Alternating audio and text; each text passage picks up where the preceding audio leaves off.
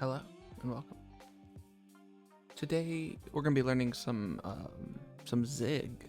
So Zig is a programming language that's like a systems language. Not too, from what I've heard, not too dissimilar from like C. But it's supposed to be better than C. And yeah, we're gonna find that out.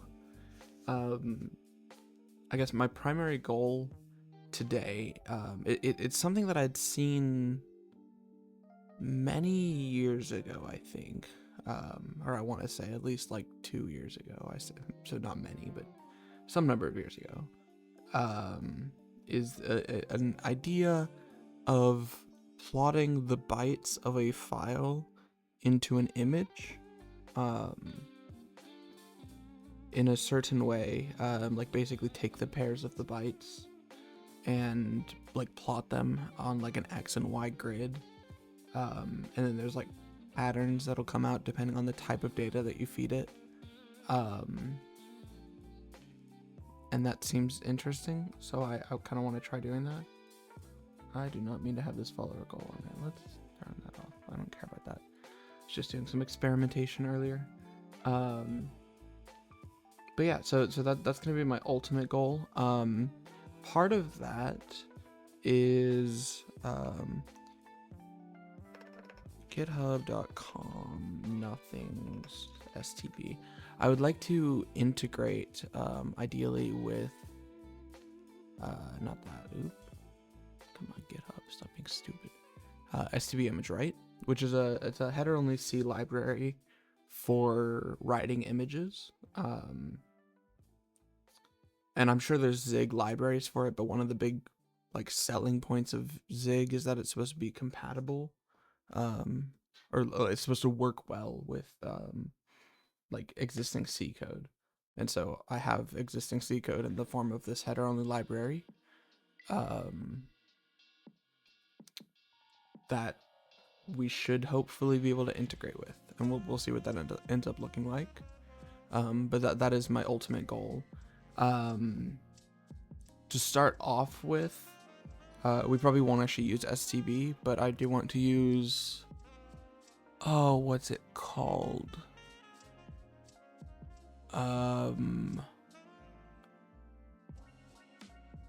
no, I've forgotten the name of it. There's a method of serializing like an image to like a really inefficient format, but that's like super trivial to do. That oh god, what's it called? It doesn't really matter.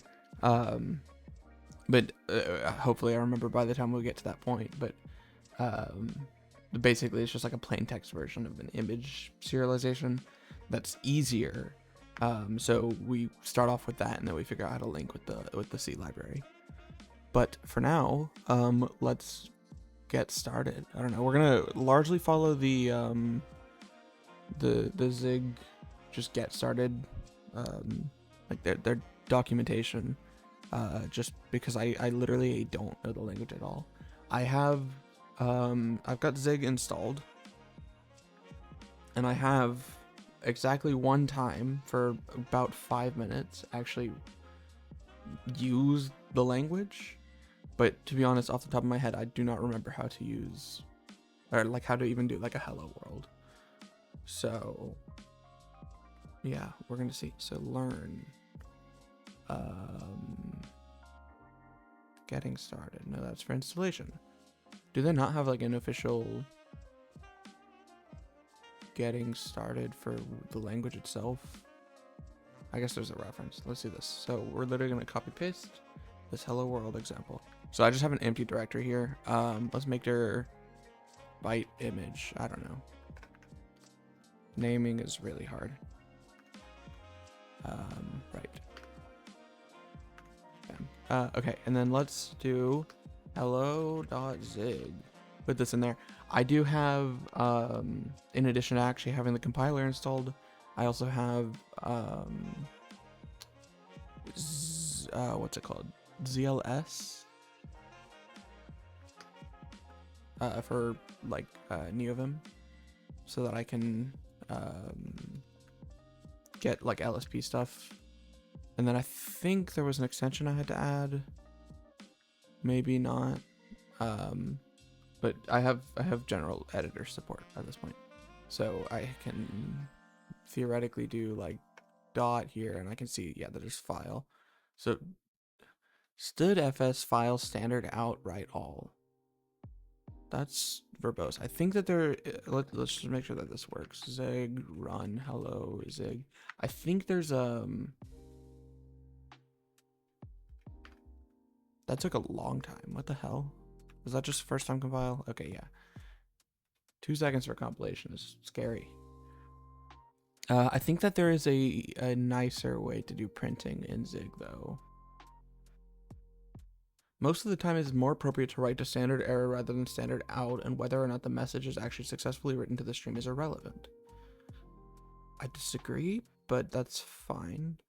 Standard debug print hello. Okay. So we should be able to replace this with standard debug print hello world. I expected to. Oh, really? That's required? And I think that this is just like an array literal syntax, so like equivalent to like that in Rust, or yeah, whatever, like that kind of thing. Okay, and then if we did, this is probably really small. Let's increase the size of that just a little bit. If we did this, so this is a format string. S, I assume here means string, which is a little bit annoying. Compiler should already know the type, but whatever. So S here is for string, I assume. So if we did S, and we said hello Bob, then we run it and we get Bob. Okay, yeah, so that, what happens if we replace this with like a D? Because like in C you do %D for a digit. Okay, so it literally errors, which means it knows the type. Can you do P for pointer? Because this is, I assume the star here means pointer. Cannot format slice without specifier. Okay, so maybe you can't. What happens if I do D and then like 5? Unused argument. Okay. If I did like 69, and then can I do like an octal print or something using this? Okay, I can. And then hex. Okay. Sure. Yeah, great. Comments are slashes. Okay, dot comments are triple slash. Dot comments are only allowed in certain places. It is a compile error to have a dot comment in an unexpected place, such as the middle of an expression or just before a non-dot comment. Slash exclamation is a top level dot comment. Is that like in Rust where you have module comments? Top level dot comment is one that begins with 2 slashes and an exclamation, documents the current module. Yep. When did Zig get released? Zig, programming language. Stable release is 2025. 2016. So actually like just shortly after Rust 1.0. That's kind of funny. Considering these, like the comment syntax is identical. Although I don't know if this is like a particularly Rust thing. I don't know if other languages have done that. Oh yeah, there's also this. Let's do that. So const print is std debug print. And then we can do this instead. Too few arguments.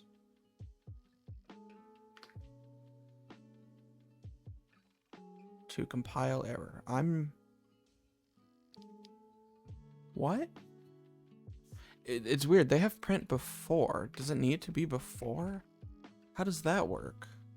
Okay, no, it doesn't. Why? Oh, because this. Okay, that's a really bad location for that error message. Great. Also, I guess X is used for printing pointers instead of P, like in C.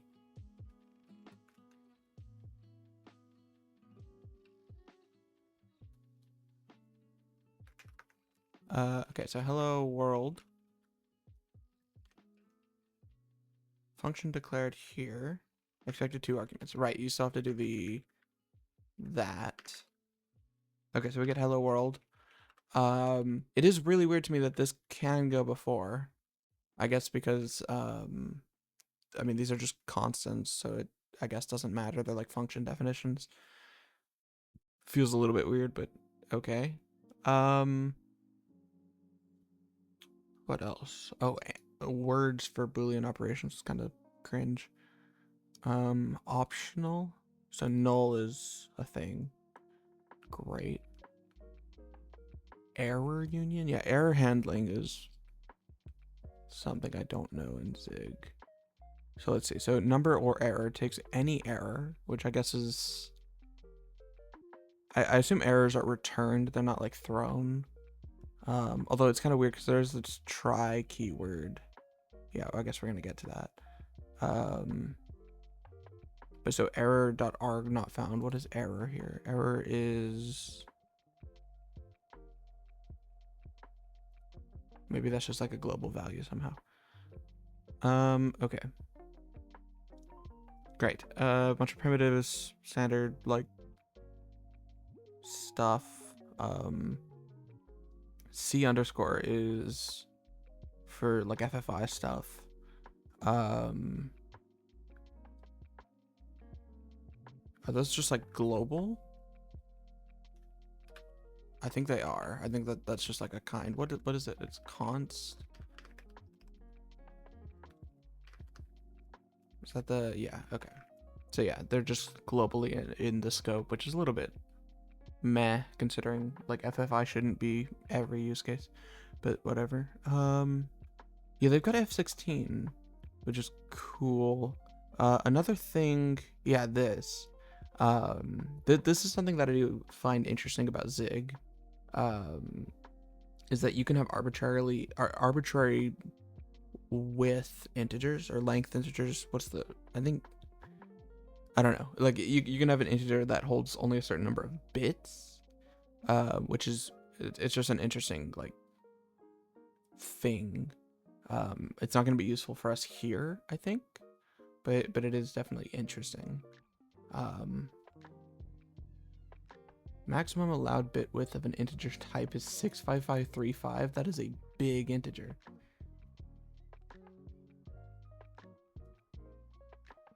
Imagine having 64 kibibytes of a single number. I just no, var.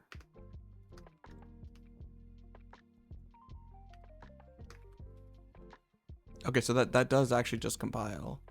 Can I print like size of? How do I get the size of a type? Oh, there's like an at thing, right? Yeah, size of I,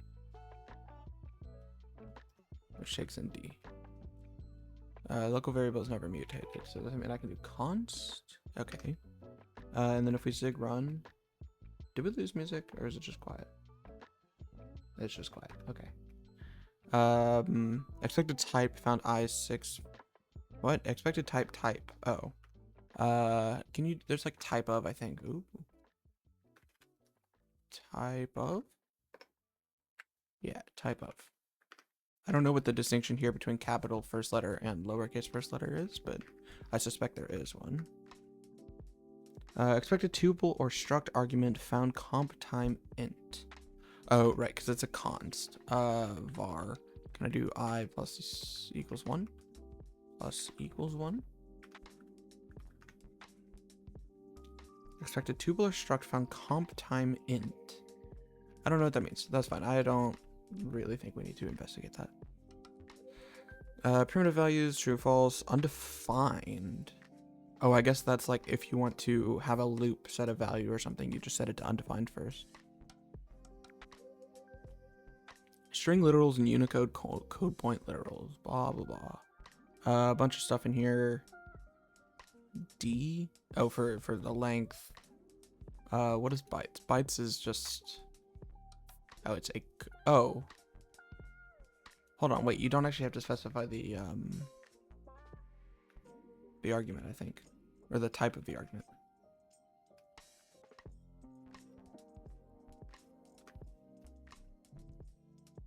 Oh, no, you... Okay, so you do for slices, which is sad, but okay. Great, I don't care about any of this or this. Oh, I do actually like that. Oh, wait, no, I'd take that back. They're just backslashes. Multi-line string literal. Sorry, I read this as comments because of these forwards or beginning slashes. I think Zig doesn't have multi-line comments. Am I right in this?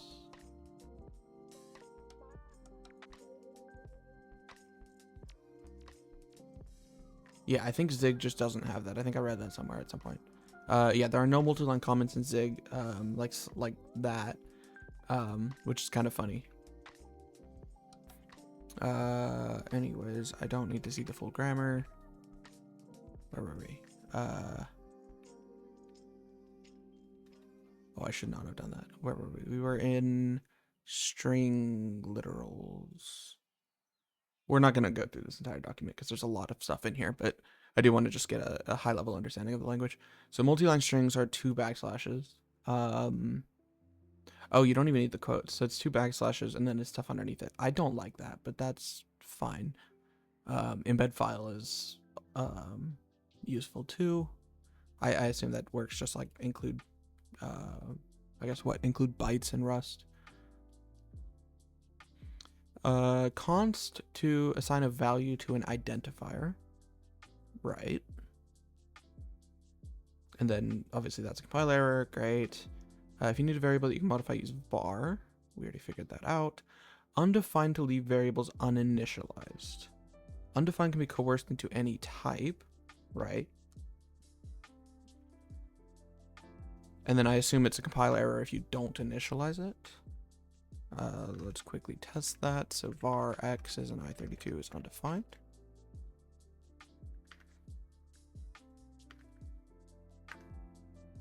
Unused local variable. Really? Local variables never mutated. No. Const. Oh, so it just remains uninitialized. That's just random garbage from the stack. Okay, that's scary. I think I'm a little bit too used to like Rust safety for these more modern languages.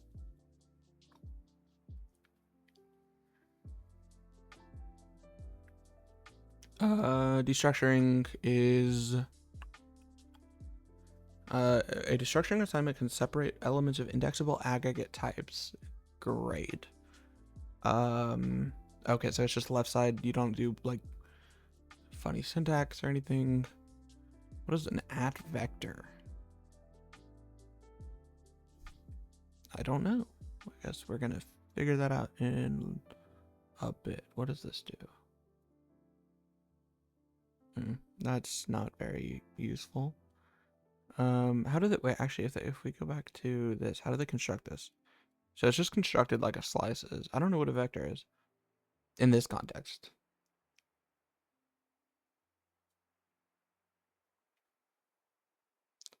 Code written within one or more test declarations can be used to ensure behavior meets expectations. So this is like pound test. I don't really see why this needs to be a language item, but okay. Wait. Function add one adds 1 to the given number as an argument. Test add 1. Oh, I guess this is just a name, but it happens to have the same name as that. That's weird. Whatever. Okay, anyways, I don't care about testing. We're not going to write a single test in here because who needs that? Variables. Variable is unit of memory storage. Yeah, no shit.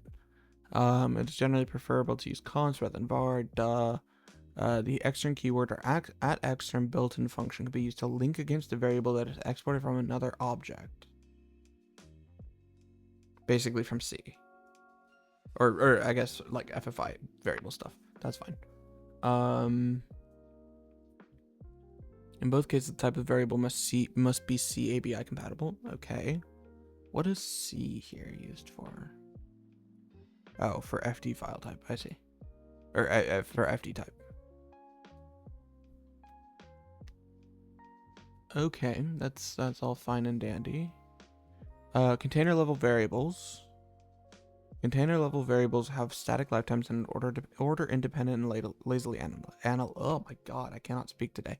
I think this is kind of what we looked at before. What we noticed with the print being out of order.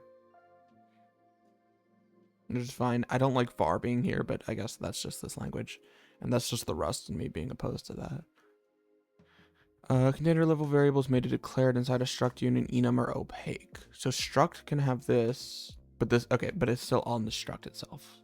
It's like a static member. Static local variables with static lifetime using container inside functions. That is horrifying. I deeply dislike that. But that's okay. Thread locals, who cares? Local variables. Okay, what is comp time? When a local variable is const, it means that after initialization, the variable's value will not change. The initialization of a const variable is known as a comp time known. A local variable may be qualified with the comp time keyword. This causes the variable's value to be comp time known, and all loads and stores of the variable are expected to happen during semantic analysis of the program rather than at runtime. All variables declared in a comp time expression are implicitly comp time variables. So this effectively gets compiled into y equals 2. Okay, I see. And then if y is not 2, then we issue a compile error. Okay. That's kind of weird, but I don't hate it.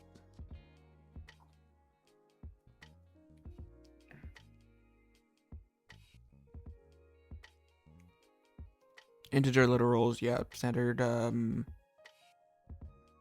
like C++, I think, started this. No, C++ has like quotes there.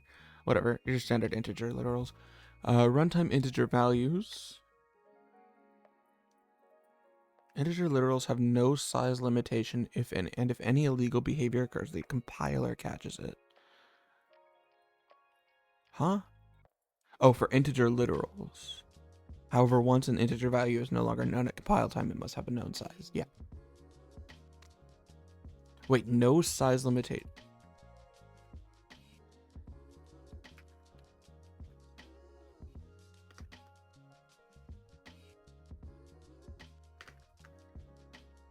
IA cannot represent that value.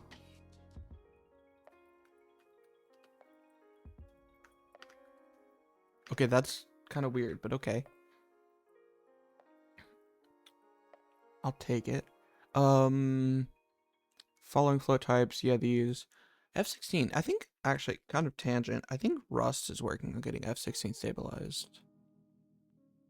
Yeah, there's work being done on this. Yep. Oh, and F128. Do we have F80? I don't know. I don't think so. Yeah.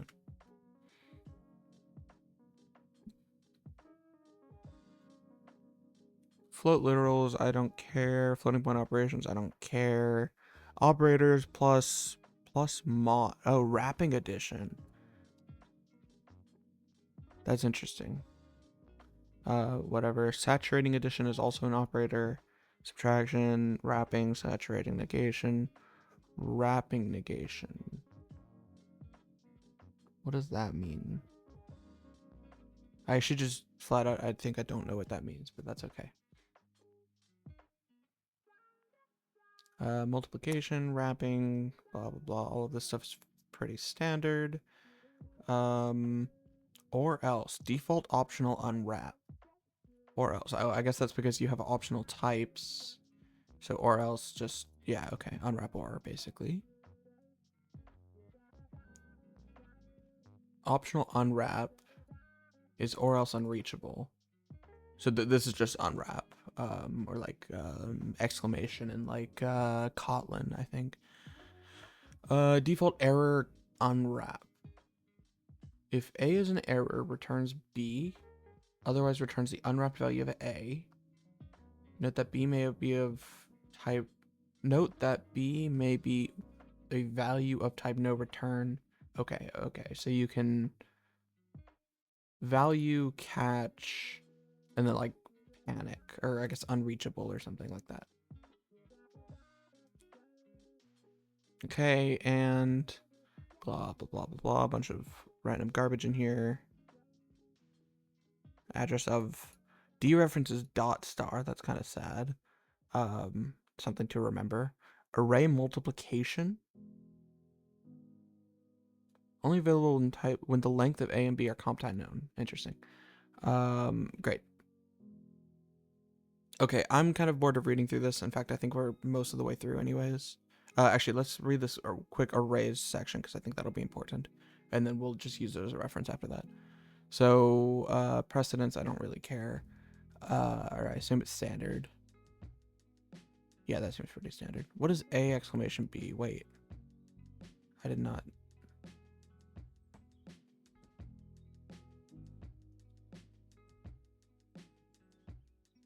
I do not see it in here. What? Okay, I don't know. We'll ignore that for now. Anyways, arrays. Array literal is this. Or this. Sure.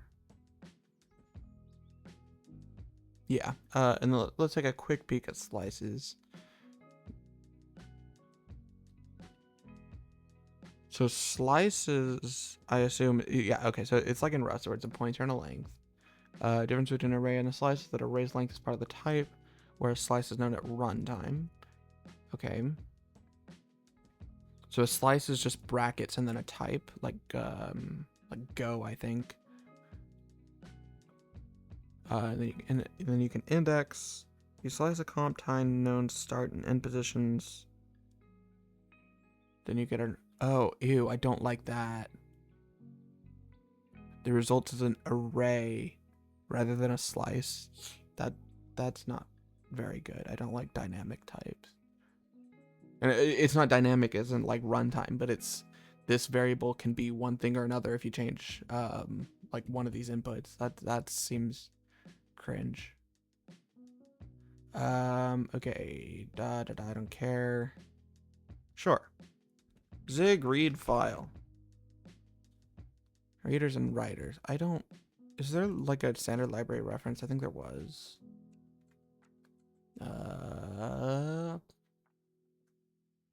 Learn standard library documentation. Cool. Let's do it this way though. We've got standard. We know that there's an FS. We know that there's a file. Can I open? How do I open a file?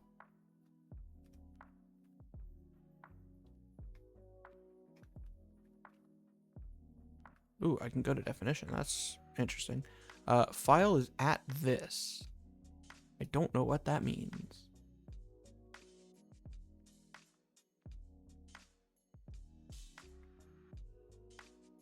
Wow, this stuff is kind of confusing to read. Let's see. There's like an open. Upon success, the stream is initialized state. Are there destructors in what is this language called? Zig? Because I do see close, but I don't know if we have to call that manually.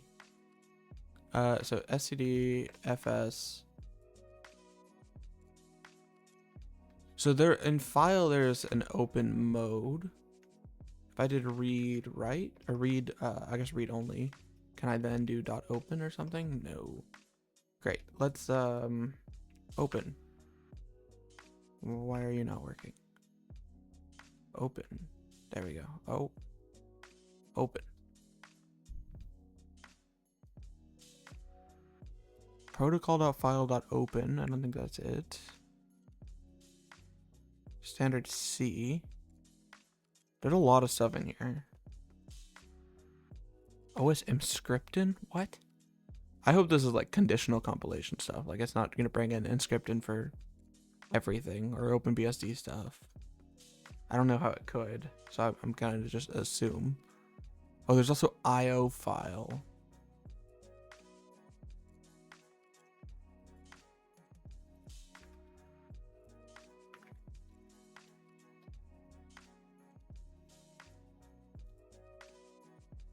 Standard IO dir. Let's see what's in IO. Standard IO.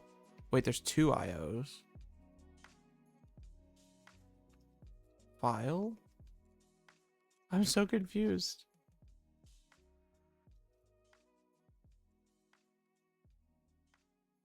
There's apparently a standard IO file, but it doesn't want to.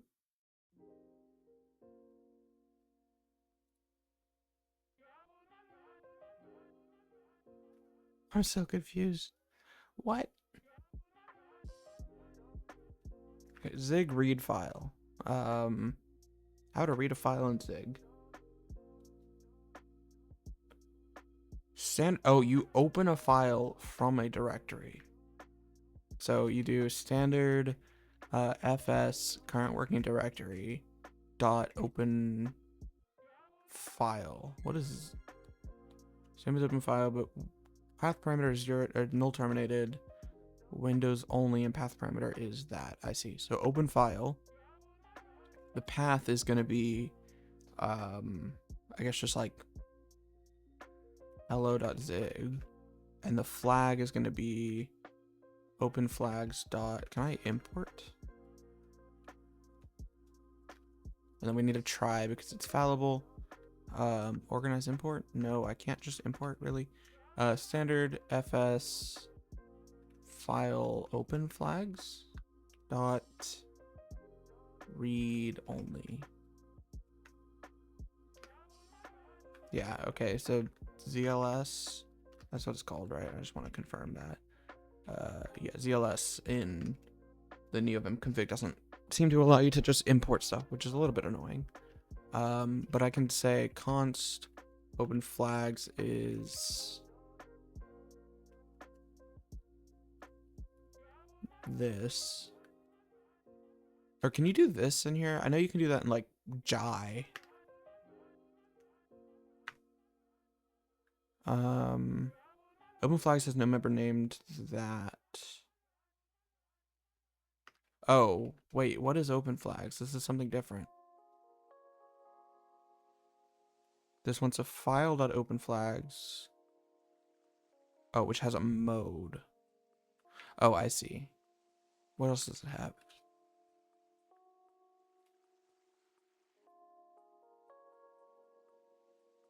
Wait, what do I pass to open flags? What does this say? Oh, it's just an empty structure. Great.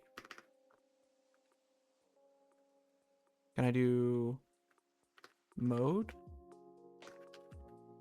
Or is it, ew, they really like their C. Okay. Type of value is ignored. Value of type, whatever. And then we say, can I do const here? Okay. Then let's just copy this full example because, you know, why not? And then we take a reader, which I guess is like a reader in most languages. Convert that into a buffered reader. Then we call reader. So what do you mean unknown? Okay. And then this gives us line. And this is line as... Why are types not here? What is this? Okay, it literally just doesn't know what things are. If we did print... line, and we compile, Root source file struct IO has no member named buffered reader.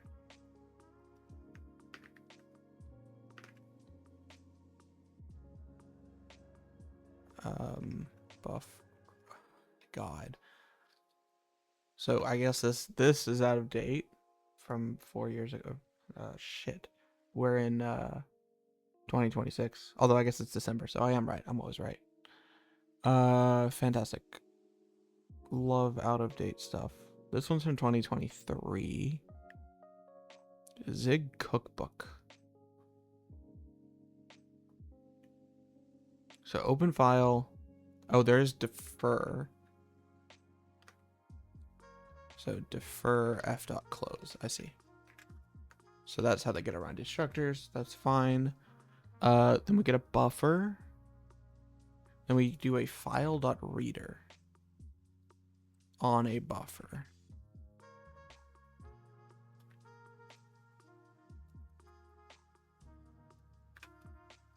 Like that. And then we can count lines, but we don't need to do that. Try reader interface take delimiter backslash. So buff reader dot interface.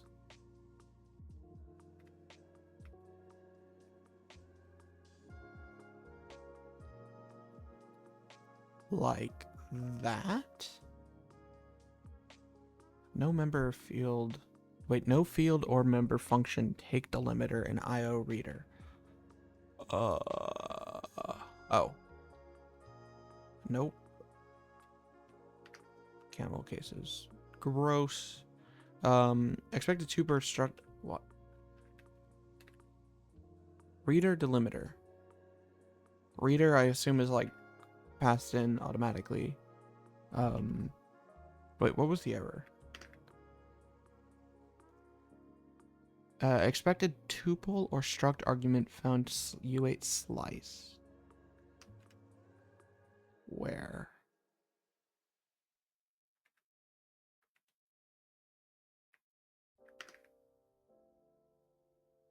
Expected tuple or struct argument found U8 slice. See, these compile errors are so useful. Oh, I guess it does eventually point down to line 11. Oh. Do I have to do like, can I do that? I assume it's this. Oh, it's because you have to do an array there. I see. What is B64? What is any? Oh, so that's base 64. What does any do? I guess that's just the bytes. And I guess we have to manually put a new line.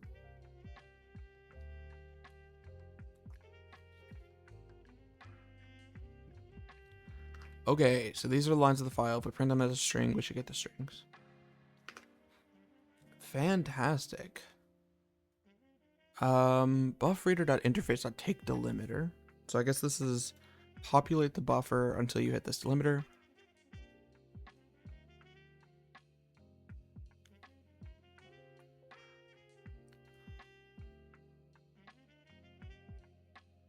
Or get an error if the line is too long. Okay. Buffreader dot, I guess, interface? I don't know what the interface means. Oh, it's literally just the field on here. Okay. Dot.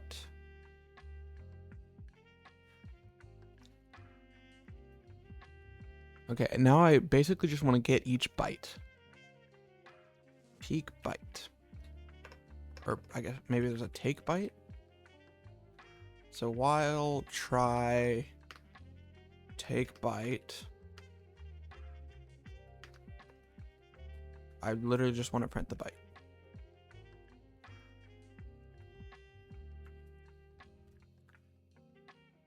Expected optional type found U8.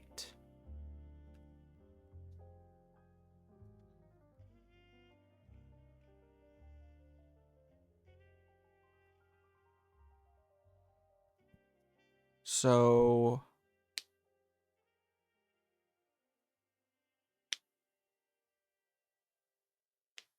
Is there like a try take byte or something?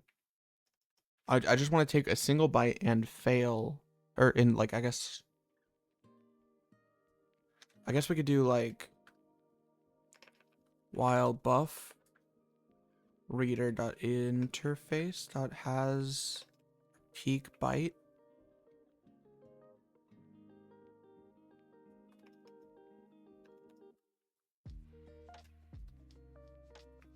Then we're gonna say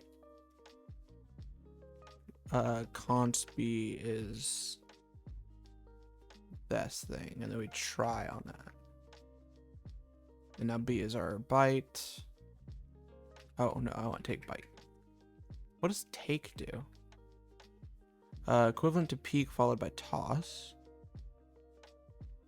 Data returned is invalidated by the next call to take peak fill. Great. What does peak do? Return his next len bytes from the stream, filling the buffer as necessary. Okay, wait. So peak byte gives you an optional this. So we could say B and then toss. Nope, not that. I guess let's take byte.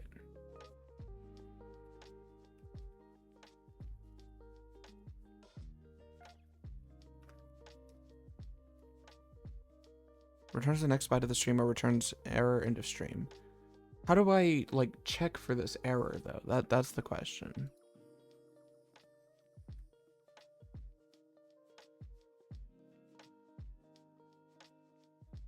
What is this? This is the Zig cookbook, so they might have something, but I don't think I don't think it's worth trying to look through that. Let's see. So errors. Was there an error section?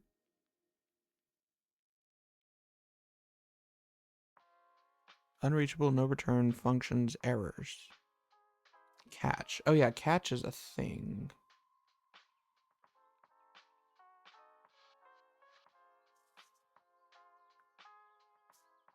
So if you want to provide a default value, you can use catch.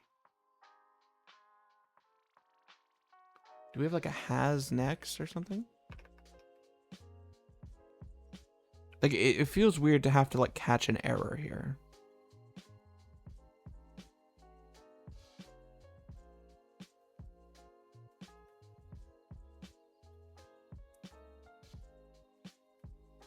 Read bytes from the internally tracked stream position to data.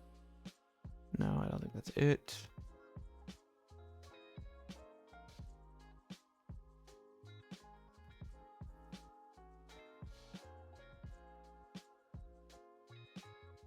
I mean, really, so ultimately what I would really want to do is just read everything and produce a slice. Like I would want it to do like allocation or whatever.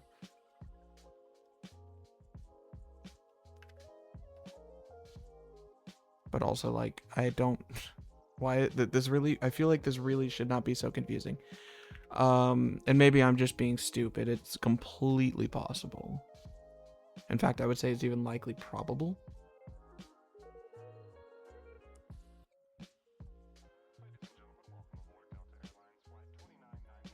I am still a little bit confused because we have, so there's an at vector.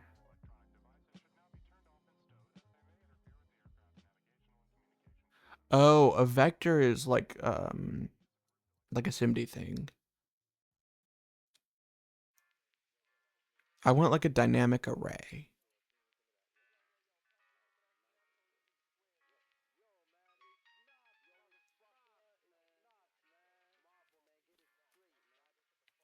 Zig dynamic array. Let's see if the internet can be useful for us. Yeah, standard vector in C++ or vec. Zig has standard array list.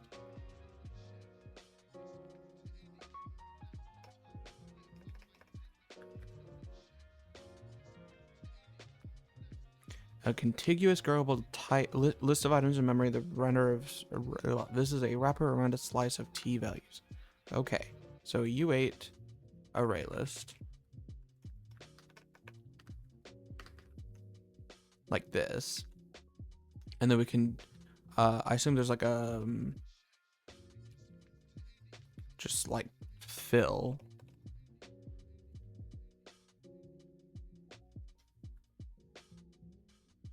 Fills the buffer such that it contains at least n bytes without advancing the seek position. No, I want to like fill the buffer.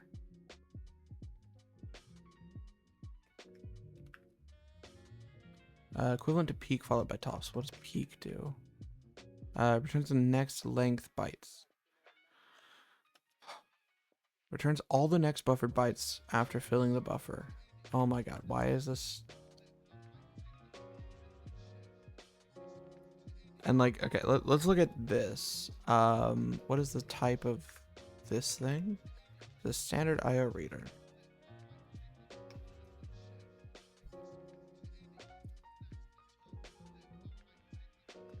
Alloc remaining. Transfers all bytes from the current position to the end of the stream. Transfers exactly n bytes from the reader to the array list. Transfers all bytes from the current position to the end of the stream up to limit, appending them to list. This seems close to what we want. What is limit? Unlimited. This is what we want. Buff reader dot interface dot what was it called? Append remaining unlimited.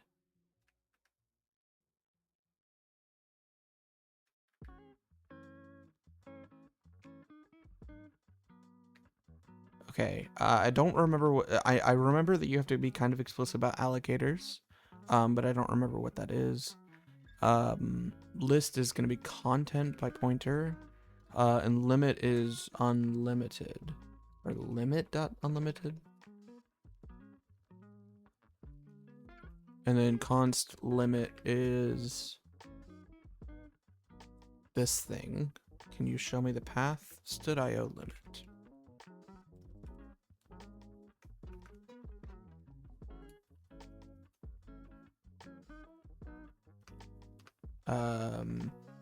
Yeah. Expected arguments found comma. Right. So what is the allocator? Can I do like content.allocator? That'd be cool. I cannot.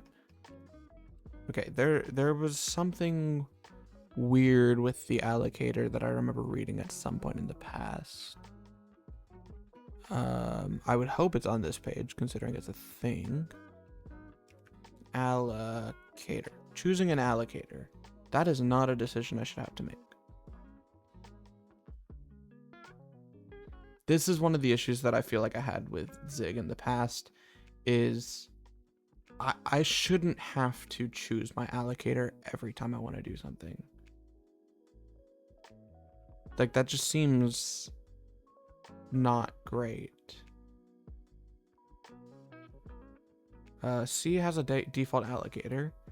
When linking against libc, Zig exposes this allocator with standard heap C allocator. However, by convention, there is no default allocator in Zig. Instead, functions which need to allocate accept an allocator parameter. Likewise, some data structures accept an allocator parameter in their initialization function. Yeah, I don't like that. I don't like that at all. That's just noise. Very unnecessary noise.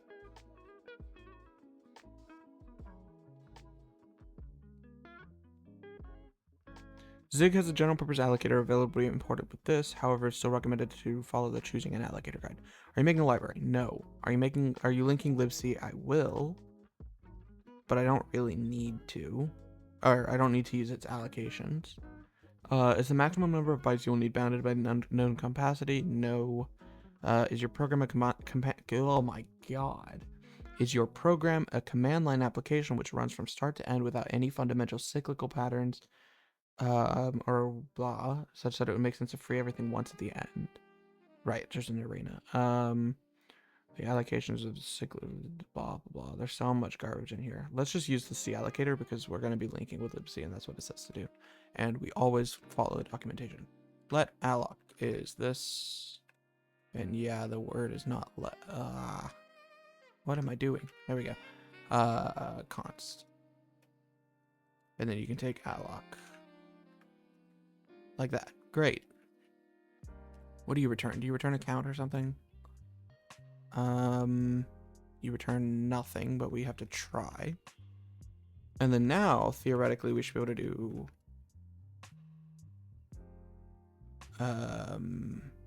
content.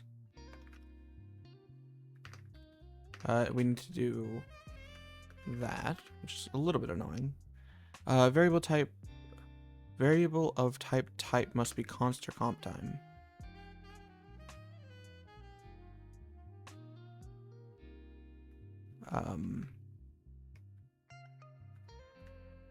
U8. Is this not like inherently comp time?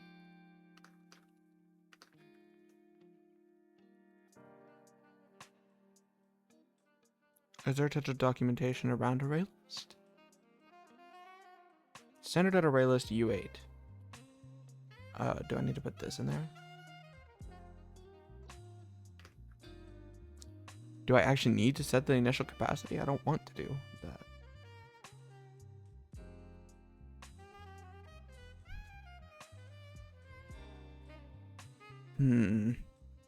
Oh, by using either init or init capacity. Dot init.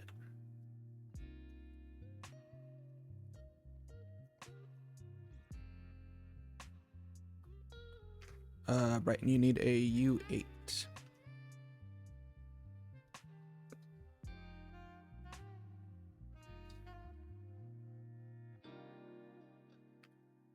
What?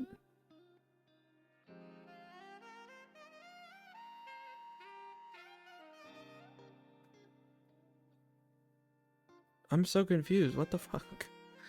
Allocator is this. Try... Okay, let's see. Is there documentation on the array list?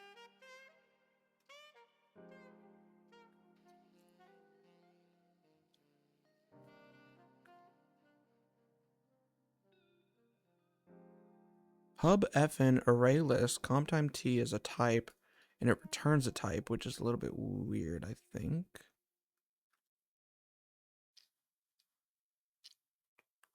I'm so confused.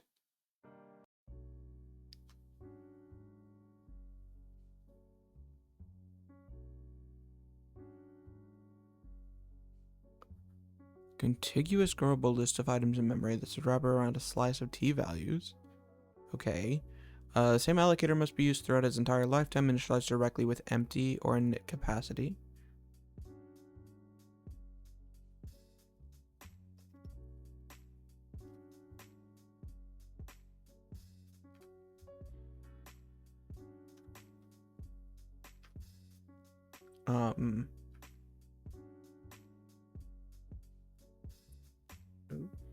Do I need to maybe do... do I need to maybe do this? Aligned U8 null, which is what it does in the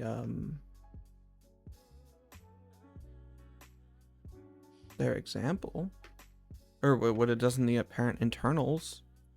It calls aligned. Contiguous blah blah blah. Okay.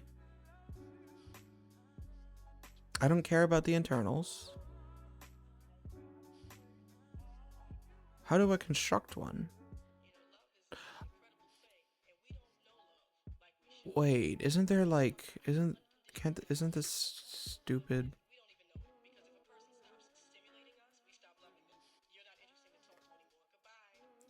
Can you do like that?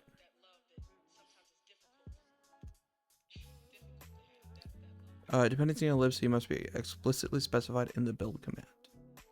Okay, how do I link with libc?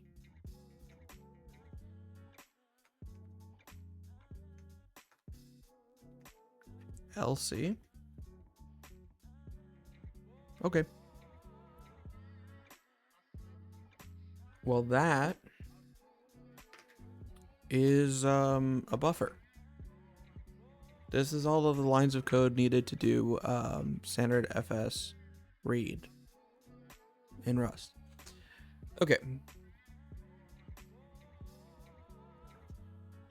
That's not fair. This is a more bad language. Content dot dinit. Oh, and you need to pass the allocator, of course. Of course.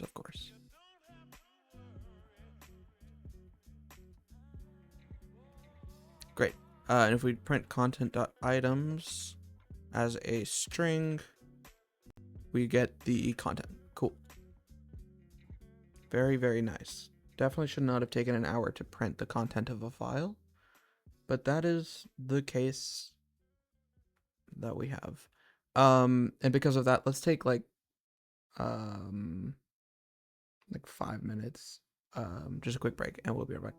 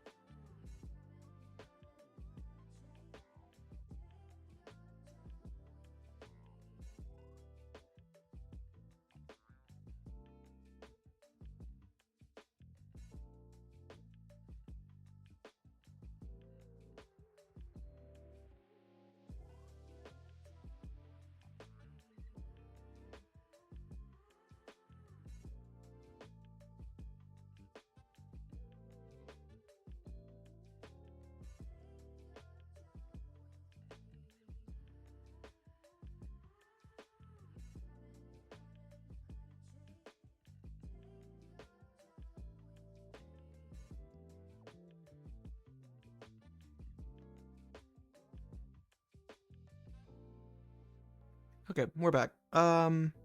Where were we? Right, so we have the content and we are printing it. Very, very nice. Now, what I want to do, we have multi-dimensional arrays. I think I saw that. So to be to actually just say what I'm thinking, and then proceed to not say anything. So the idea is to have a grid. Do I have a good way to draw this? Not really. My stuff is all put away. Krita.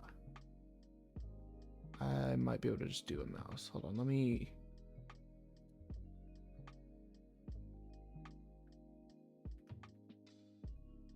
That. Ooh, that's really, really bright.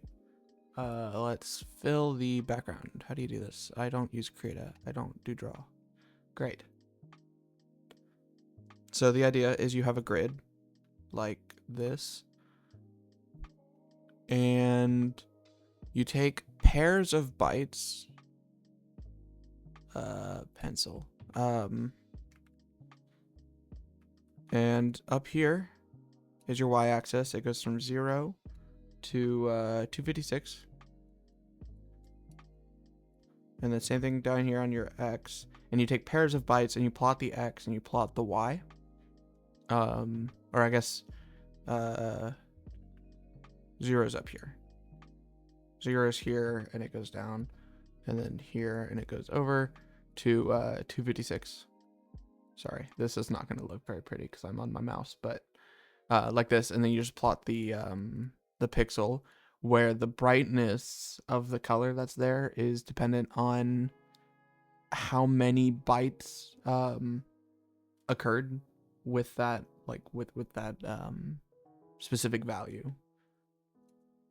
So yeah, that's the basic idea.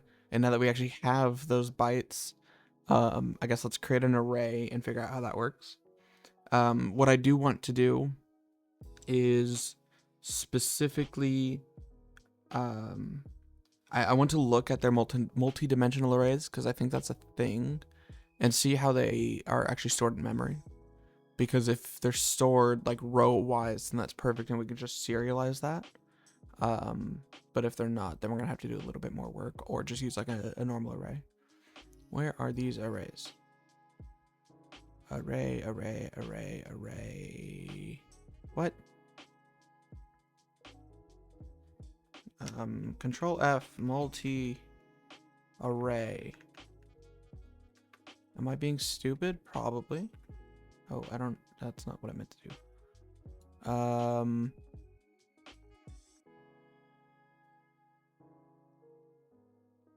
Multi-dimensional arrays. Found it eventually. Can be created by nesting arrays. Fantastic. Sentinel terminated arrays. So it doesn't actually say anything about them. Okay, a mat 4x5 itself is a one-dimensional array of arrays. Mat 4x4, 4x5 itself is okay, so it is literally just an array of arrays, but I think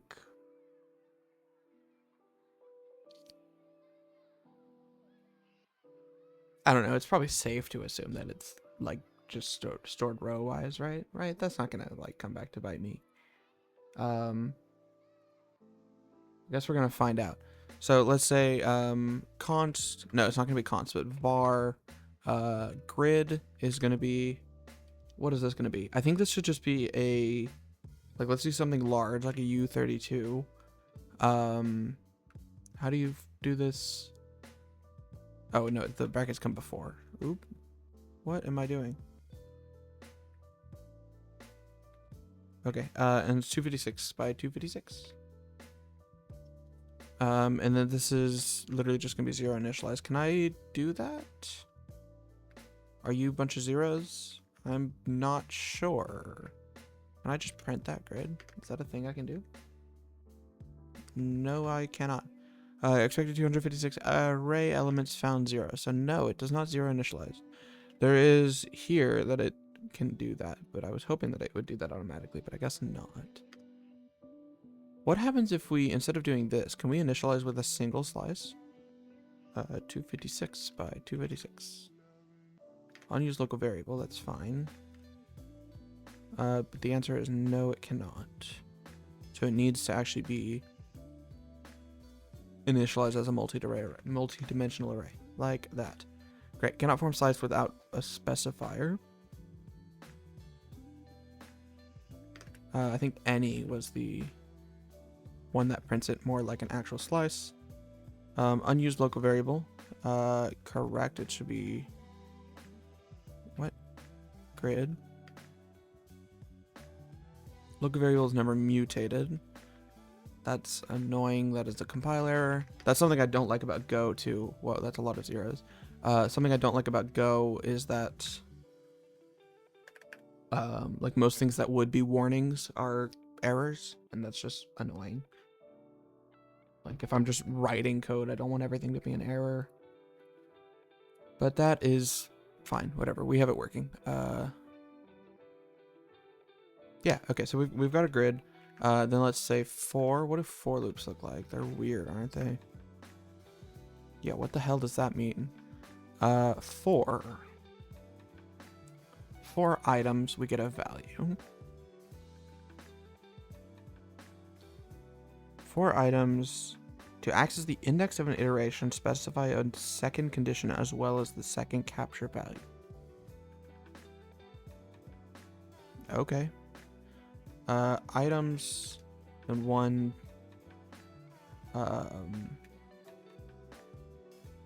No, that seems weird. Iterate over multiple objects. That seems what I want. All lengths must be equal to the start of the loop. Okay, yeah, that's what I want. So we can say, what is this? Content.items. Up to our slices or like the this range syntax, is this inclusive or exclusive? I think it set it on slices. So it goes array.length. So it's going to be array, or I guess content.len, or wait, no, content.items.len, -1, and content.items from 1 onwards. A, or X, Y. So this will slice up until the second to last value. And then this will slice from the first onwards, or from like the second value onwards. And then we get X and Y, with both of which are bytes. And then we can say grid at Y, X plus equals 1. And then I guess we can just use U8s for indexing. Cannot assign a constant. Yeah, that's why I had it as var, but you complained. Whoa. Do we have anything that's not 0? It's really hard to tell. Ooh, that is probably getting compressed like crazy. Ooh. We do not have anything that's not 0. That seems incorrect. If I print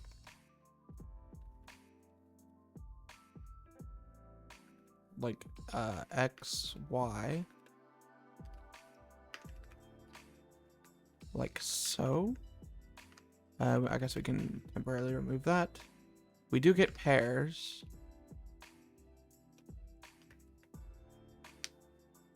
So maybe it is.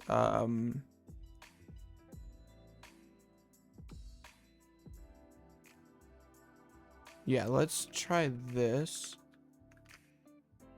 And let's literally just do like just look for 1. Okay, there are definitely things in here. It's just hard to tell. So now let's actually write that to an image. Fuck, I still can't remember what the name of that image type is. Let me see if I have it written down somewhere.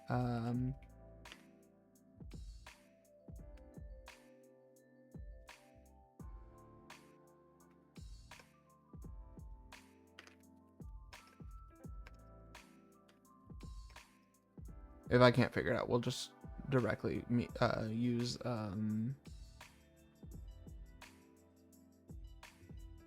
STB image.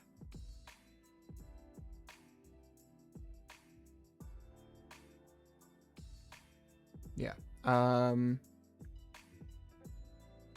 Yeah, fuck. I don't know why I can't remember it, but that's fine. It doesn't really matter. We'll just use STBI, which is a pretty nice library to use. I do want to see, so it's a library, so we could compile it to like a shared object, and then link with it using the linker and then like the header for bindings. Or I don't know if Zig has like a better way to integrate with the C library directly instead of having to do it. I seem to recall that it had utilities for working directly with the library rather than building the library separately, but I don't know for a fact. And I think there was stuff down here. C. Import from C header file. That's one thing. C translation CLI?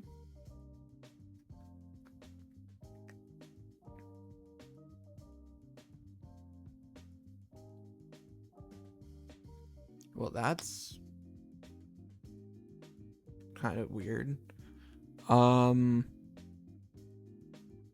C import and Vig translate C use the same underlying translation functionality, so on a technical level they are equivalent.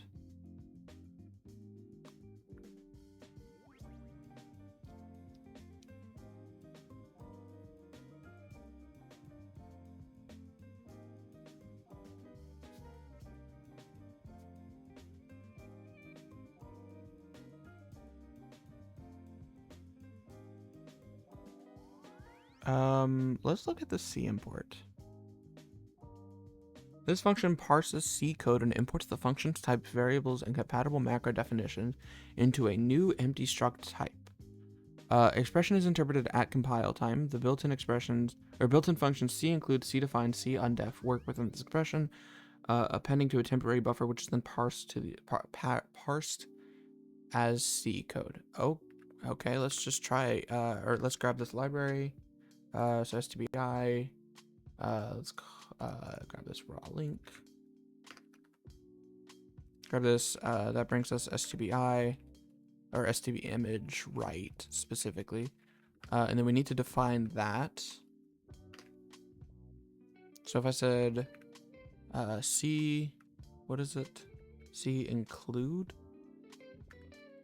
Fuck, I lost it. C import. What's the difference between include and import? Oh, function can only include and occur inside import. Oh, I see.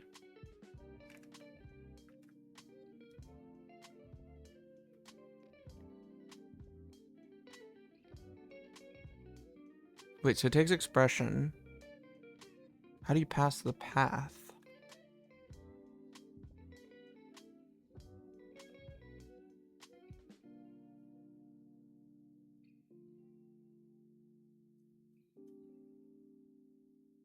Let's see, how is it used up here? No, up here.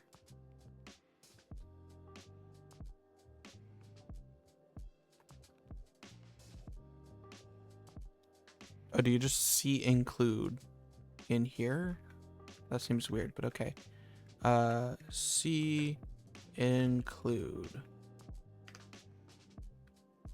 STB. Oh, that's interesting. It gets like it knows that I'm trying to include thing. So this is probably like my include path. That's fine. So it's STB image right dot h, like that. Expected comma after field. Expected expression or variable decal found close curl. Lee. It is a semicolon.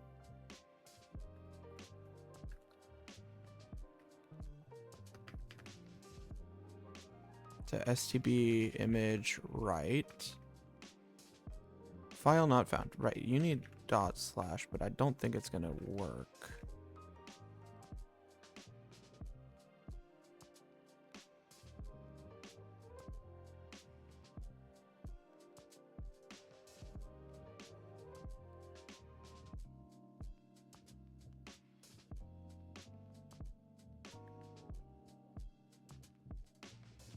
Yeah, so there's also translation. I don't want to do that. I want to ideally I want to do everything within the language, but I might actually have to add like if I were to zig run, oh, it actually just worked.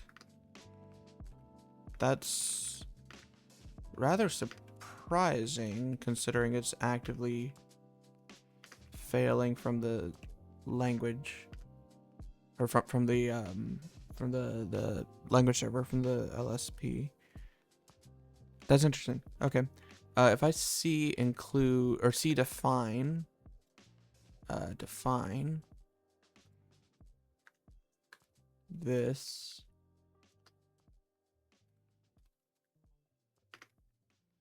and it needs a value, so we'll just set it to 1.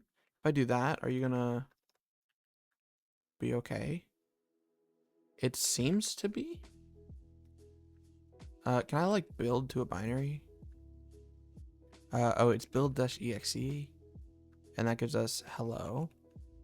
If I did, oh, what's the command to see the symbols? It's objump.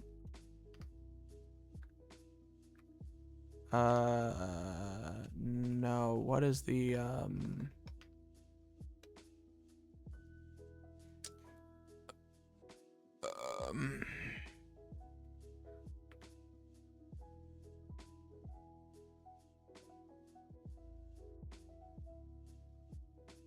architecture private dynamic realloc full content. S? No, certainly not. I feel like this might be the wrong thing.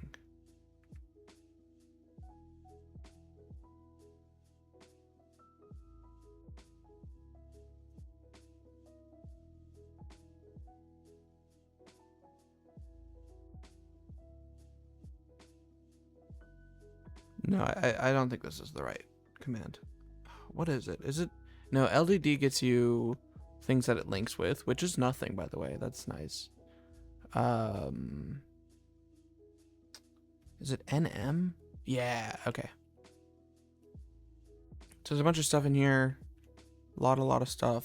But are there any... Wow, there's a lot of stuff in here.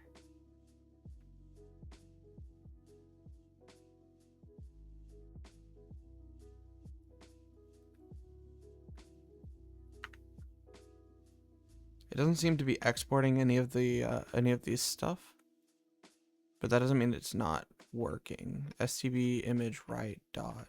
Yeah, so the language server doesn't seem to be having a great time, which is a bit unfortunate because that means I can't like autocomplete.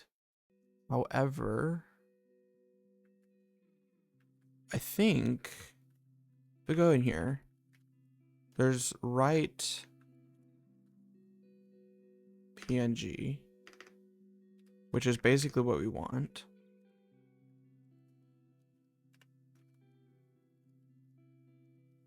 So one thing to consider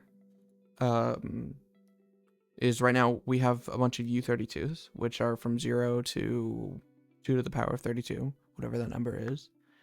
But our image can only contain from 0 to 256 because that's just how the pixels work.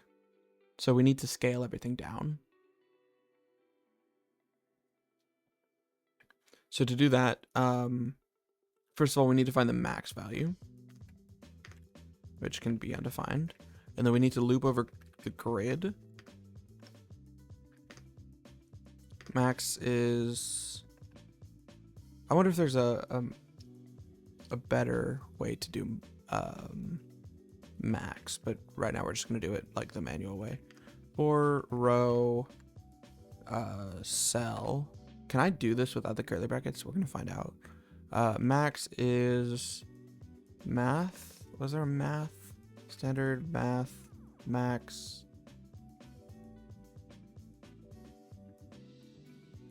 I don't know. If C is greater than max, max equals C.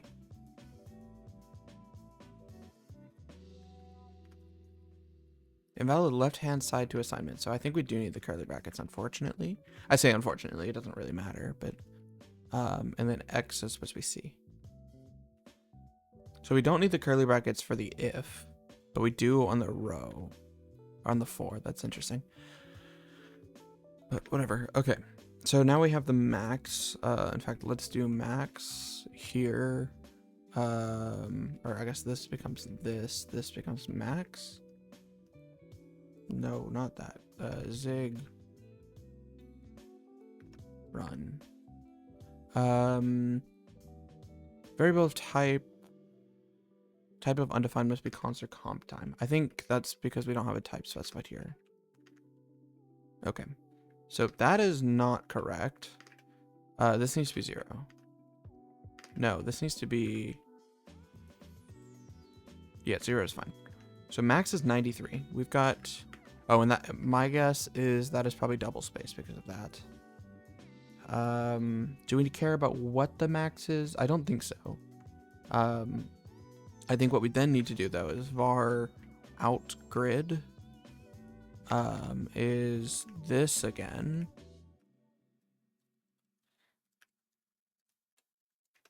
Except instead of being U32, it's going to be U8. And we're going to loop over the grid again. And we're going to say Y and X. And then we're going to say out grid at YX is grid at YX times 256 divided by max.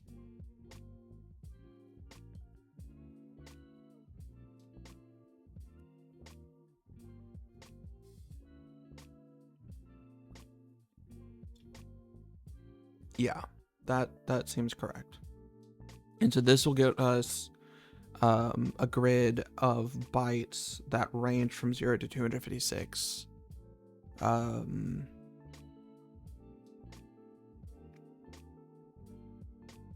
No, we don't want 256, we want 255. Unsigned 8-bit int cannot represent all possible unsigned 32-bit values. I agree.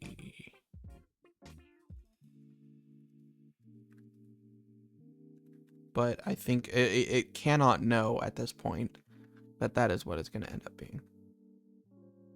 Types must be known at comp time.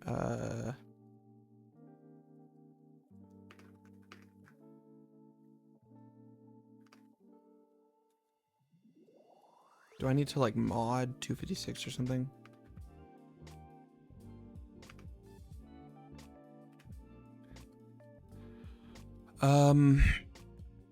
Okay, that's... I mean, it's right, it just doesn't know. Converts an integer to another integer while keeping the same numerical value. Return type is inferred result type. Attempting to convert a number which is out of range. Destination type results in a safety checked illegal behavior. Which is what we're getting right now anyways. Pretty much.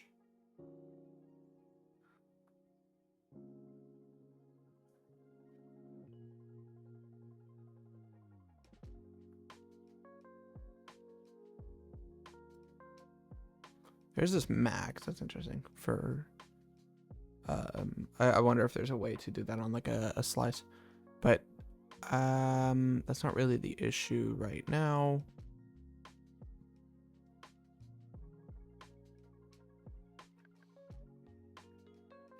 This would fail, so I don't know what this is supposed to do.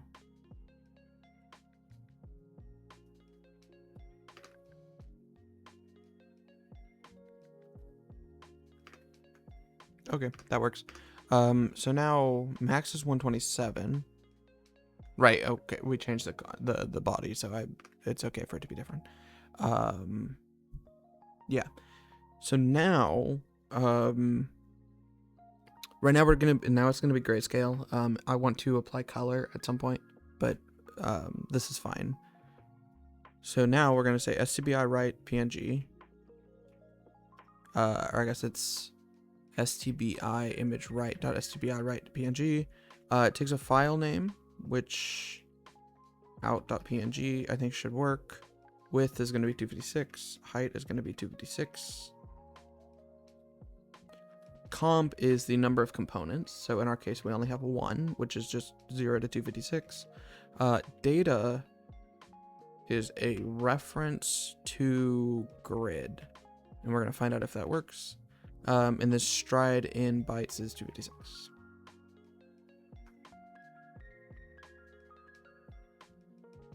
C import failed. Oh, so it doesn't import unless you actually use it. That's questionable. If I did like -i dot like you would in GCC, does that work? All non-void values must be used. Okay. What does C image write or STBI image write do? It actually doesn't say. Each function returns 0 and non-zero. Okay, but what does it return? I don't care. We're gonna just say var that. Undefined symbol.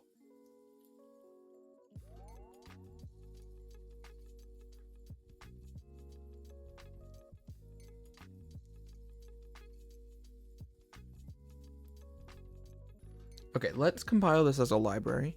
GCC o stb image write.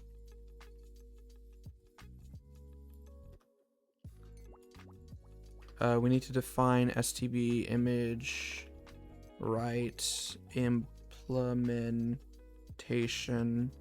And then we also need to tell it that this is a C file. Lowercase x. Undefined reference to main. Oh yeah, we have to tell it that it's a we have to tell it that it's a library. What is the flag for that? Is it C? And then now we get stbimageWrite.so, which is our image implementation, and we've got stbiwrite.png. Okay, so does this work now? Undefined reference by hello main stbi write png. Okay, great.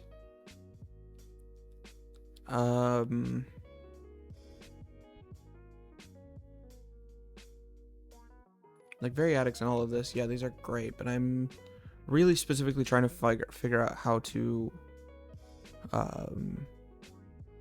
like literally just call the function. C translation, I don't need to translate it. I already have a library.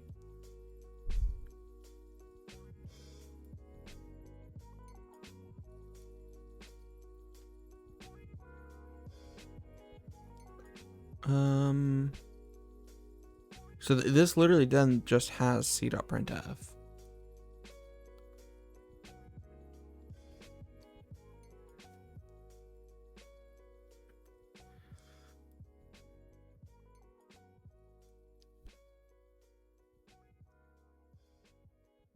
What is @import? Oh, that's like the standard SIG stuff. Specified directory. No, this is for translation still. I don't need to translate. So import from C header file. C include, which is what we're doing. I don't need to do any defines.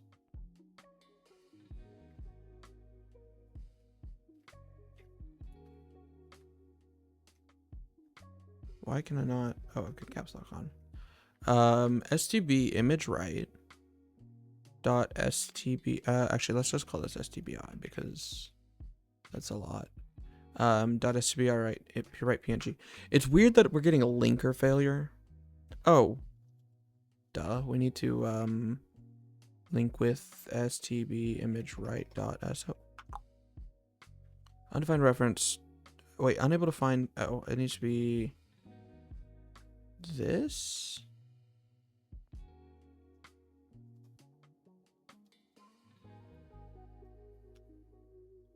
Unable to find dynamic standard dynamic system library. Oh wait, we don't put a colon here.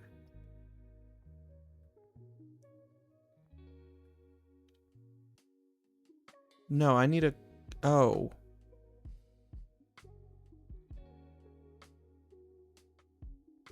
Wait, yeah, no, the colon is like that. That's what you do in GCC. I don't want this lib prefix, but that's fine. Let's just move lib stb image, or move this to be to have that lib prefix, because I don't care to fight with that. Not shared object.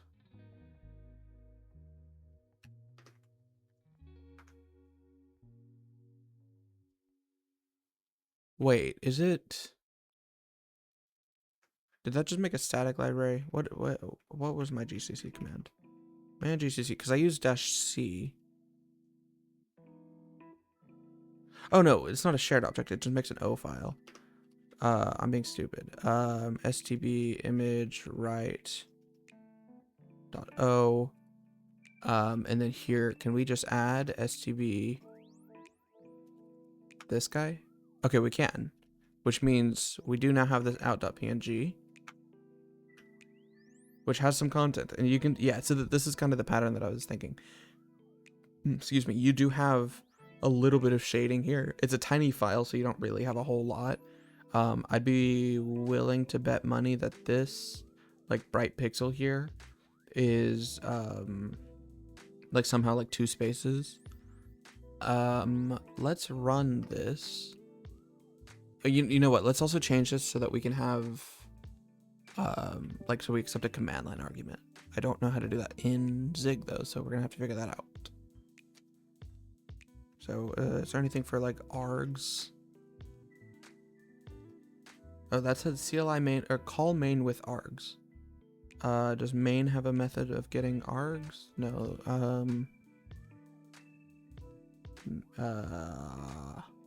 CLI?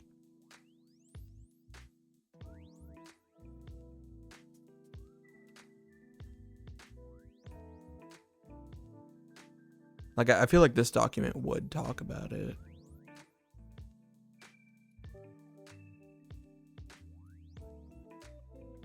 I think this is just generic functions. Hello world, comments, Zig tests, variables, integers, floats. This is the reference. This is the standard library. Can I look up arg? It's gonna be super cool and useful. Probably not. Ument, CLI, Zig, CLI arguments. I don't want Zig clap, but we'll see if there's just a way that it uses to actually get the arguments. I don't see it immediately, and I don't want to parse through a big library. How to read command line arguments in Zig? Thank you, people on Stack Overflow. Standard OS arg. Argv. So that doesn't show up with arg or argv. I'm not convinced it exists. Let's see. Standard OS argv. So it's standard OS argv, but it literally doesn't show up on the standard library documentation site. Very cool. Standard OS argv at, is this a slice? What the hell is that syntax? If link libc undefined. Wait. Otherwise switch native OS. That is some wacky ass syntax. Populated by startup code before main, not available on WASI or Windows without libc. See standard process args alloc or standard process args alloc to find it for a cross-platform alternative. Standard process args alloc. My god. And then you of course have to pass the allocator. The allocator, not alligator. Caller must call it args free. So let args, it's not let, it's var. Var args Defer args.args. What? Oh, no, you have to standard process args free, of course. Of course, of course, of course, of course, of course. Great. Local variables never muted. That's fair enough. And then so args, if args len is less than 2, do we have a good way to just like return an error, or is there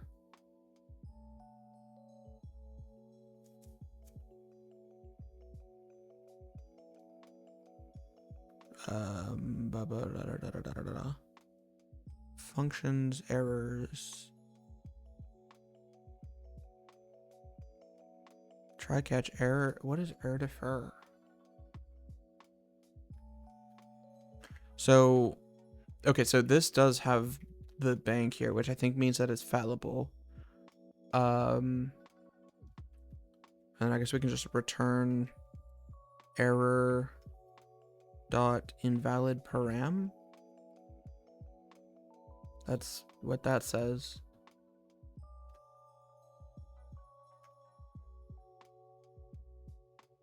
Error union type, that does not support field access. So we have to try that, of course. Invalid param. But if we pass something, then it's not. Okay.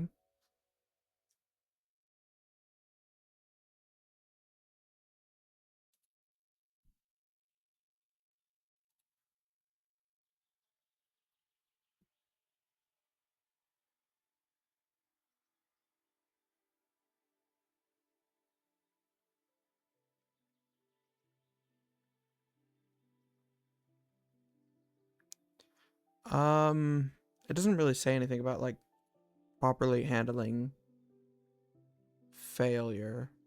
So we're just gonna stick with this. And then I think we can just debug or print, be like, usage is this file, where, oh, and we need the new line, of course, because we're in C.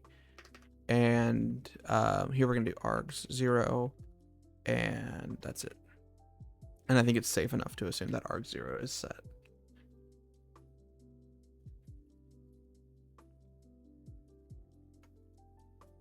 Okay, and then here we can make the assumption that args 1 is set.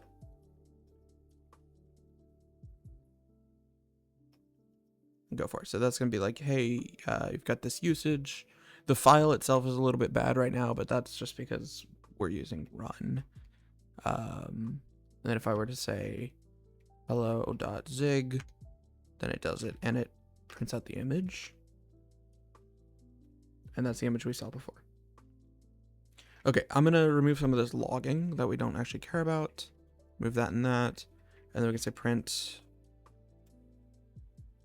Wait, what did print? What is a snippet? Oh, it's this the same thing. So print generated out.png. And unfortunately, we always have to put this. I don't like that. That's annoying. And then if we run it, then we get it, and it says generated that, and we've got the new line. Cool.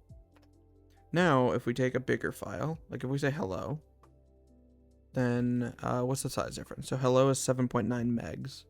That is a big binary. But yeah, so hello is 7.9 megs, so it's a lot more data. And if we do open that, what do we get? See? Look, cool patterns. I don't know how well that's going to show up on stream. It seems to be doing okay. But yeah, so this is kind of what I was hoping for. You can see there's a little square here, which is interesting. But yeah, so there actually just is a bunch of like cool patterns in here. This is kind of why I wanted to visualize this. If we did, so that one is an executable, like a binary. What happens if we run it on just like a text file? So I have stb image write.h. This is plain text, and so you can see, yeah, there's like actual lines that you see occurring, which is really, really interesting. Especially with the lines.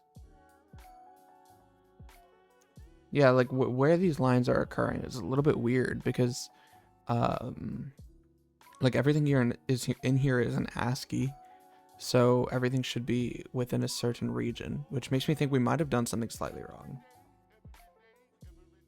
Because ASCII is only 7 bits. So like 3/4 of this space should not have anything in it.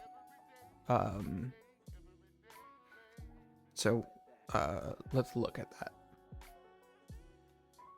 Just kind of walk through it and make sure that everything in here seems reasonable.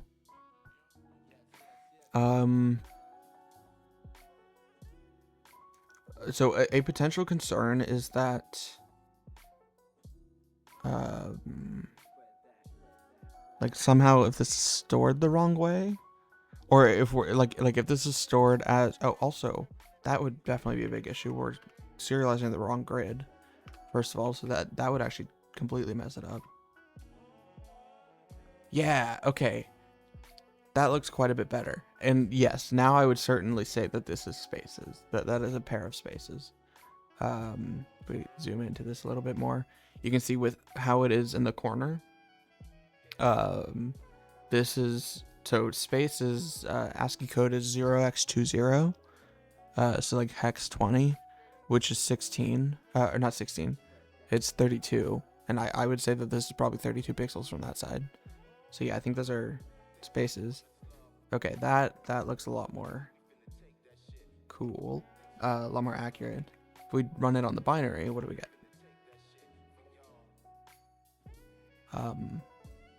Bunch of zeros, apparently. That's interesting. Why are there just a bunch of zeros? If I did hex dump -c on hello, there doesn't, I mean, I guess there are a bunch of 0 pairs. I mean, okay, I'll believe that it just has a bunch of zeros in it. Or, I mean, it's obviously, oh, not that. That. It's obviously got more than just zeros in it, but they might just be such a small amount. Like, I don't know if you guys can see that, but there's like 3 pixels right there. So there's definitely stuff in here. It's just a very large amount of zeros, which is kind of surprising. I wonder how this compares. So like, and also let's move hello zig to like render.zig. Oh, not zig, zig. And we can remove hello. If I do zig, why does it not come autocomplete to the what? Why is it not auto-completing that? I don't know. That's so weird. This guy. That. If we run this on, what did I just call it? Render. On hello doesn't exist. That's fine. So it errors. If we create hello zig again, and we copy the hello world from here.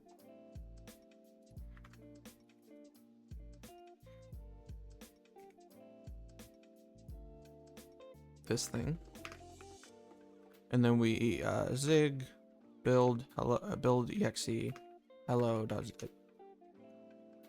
So we get this hello, which just says hello. Shocking. What if we did hello rs?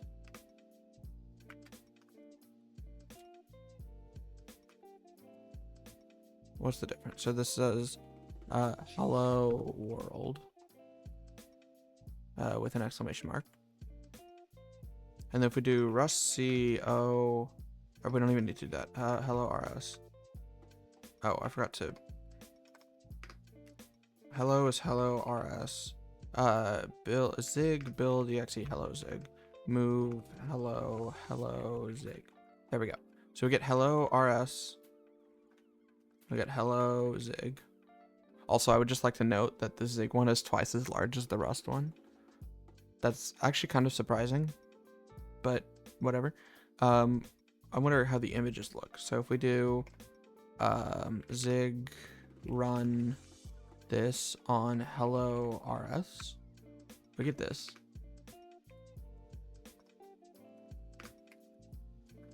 And then if we do it on hello zig,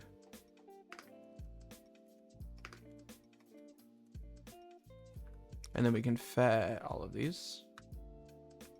So this one is zig, this one is no, wait. Oh, I called it rs. Move rs out, rs png. I don't know what to expect. I don't know if these are going to be the same or if they're going to be any different. So this is zig, this is rust. Oh, that is interesting. I don't know if you guys can see this at all because it's like really black. In fact, let's do this. Let's change the colors. So instead of these being U8, I want to do colors. Colors in STB image are done by just adding new components or more components. And they're stored they're stored as ARGB, or sorry, RGBA, but they're big endian encoded. Or wait, little endian. Yeah, they're little endian. Or I guess they're whatever the endianness of the system is. So little endian in my case. But really what I want to see is if I can use a struct in zig to actually hold the color, and then yeah, to hold the color and then have it serialized like it would in C. So struct zig gives no guarantees about the order of field and the size of the struct, but the fields are guaranteed to be ABI aligned. But the order of the fields is incredibly important.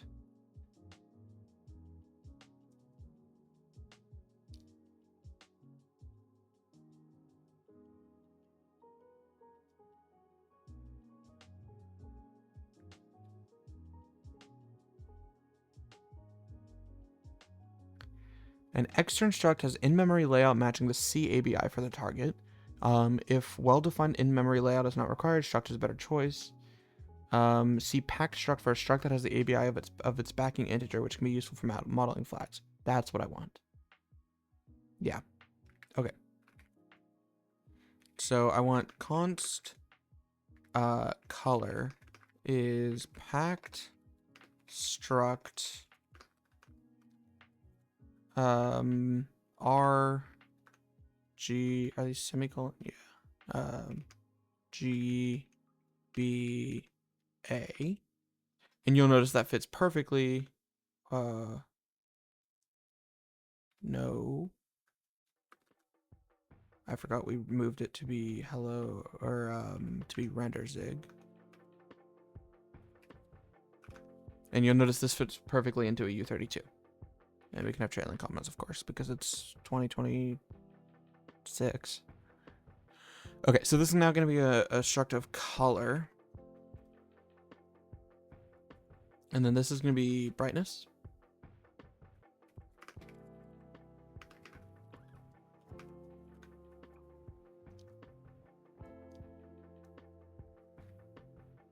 And then I don't actually feel like doing any of like the color math to put it onto like multiple colors or anything. So I think we'll just make it be like green. But it's something that stands out a little bit better. Oh, and we can specify the type, which is something I want to do just to be super sure. And then now we can say outgrid at yx is, and then can I say R?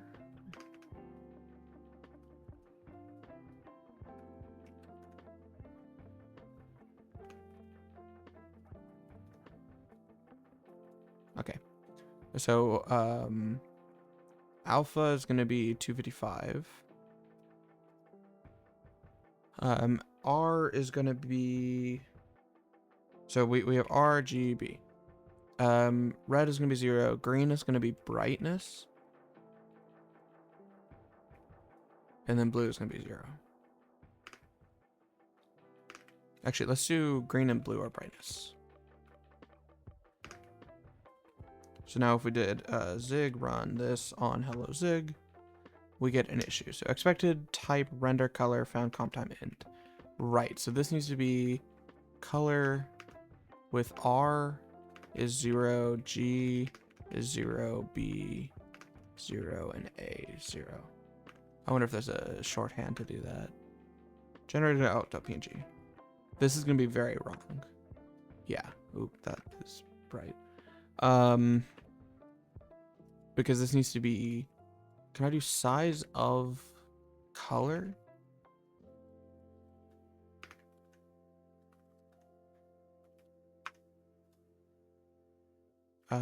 Let's do it on the Rust one because that one had a little bit more variation.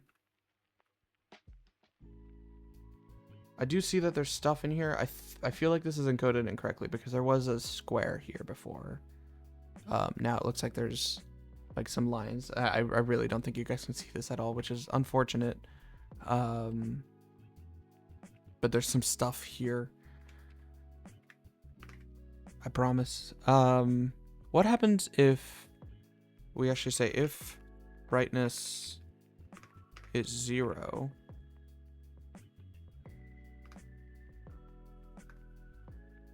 Or actually, let's do it this way. Let's say brightness is 256 minus that. Can I tell intcast what type?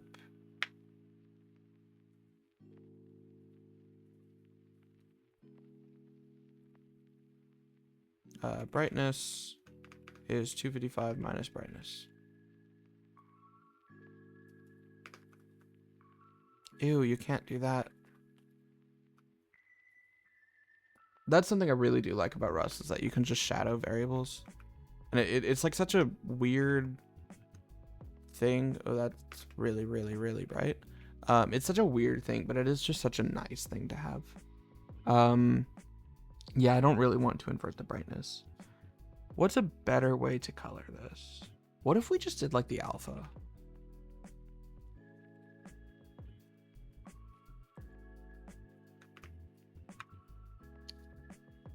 My default fair has like a no, it uses a black background, so it's not going to change anything.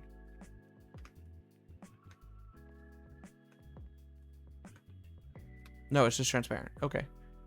Oh no, because the background is that thing. Yeah, this still doesn't really help. That's kind of annoying. But it does seem like the colors are right.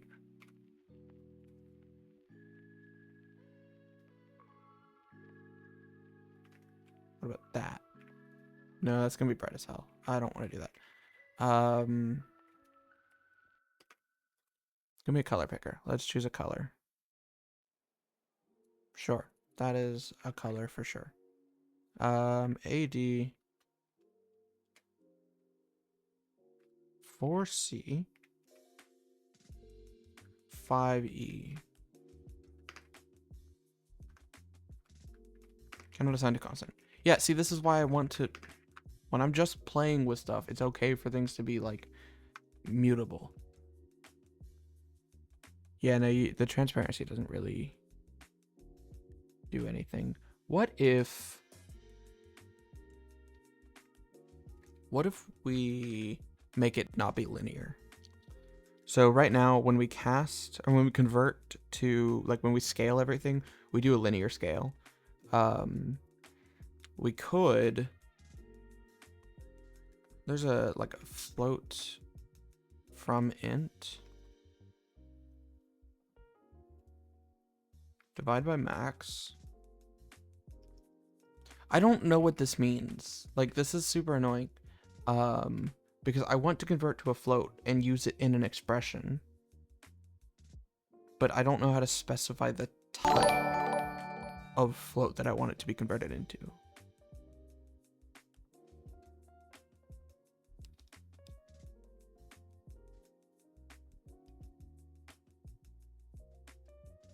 Which is just,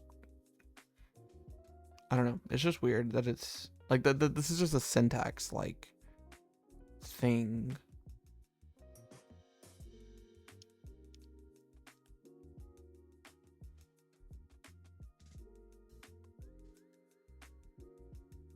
as F32. Oh, you can just use as there. That's I don't know. That's just weird. I don't care for the casting system in Zig for sure.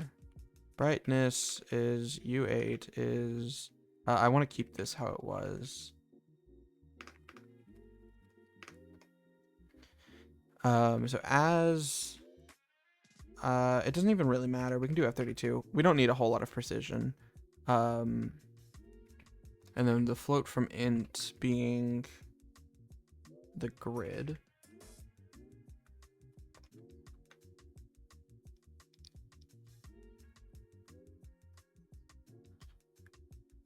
And then let's divide by the max. No, not at max, just the max.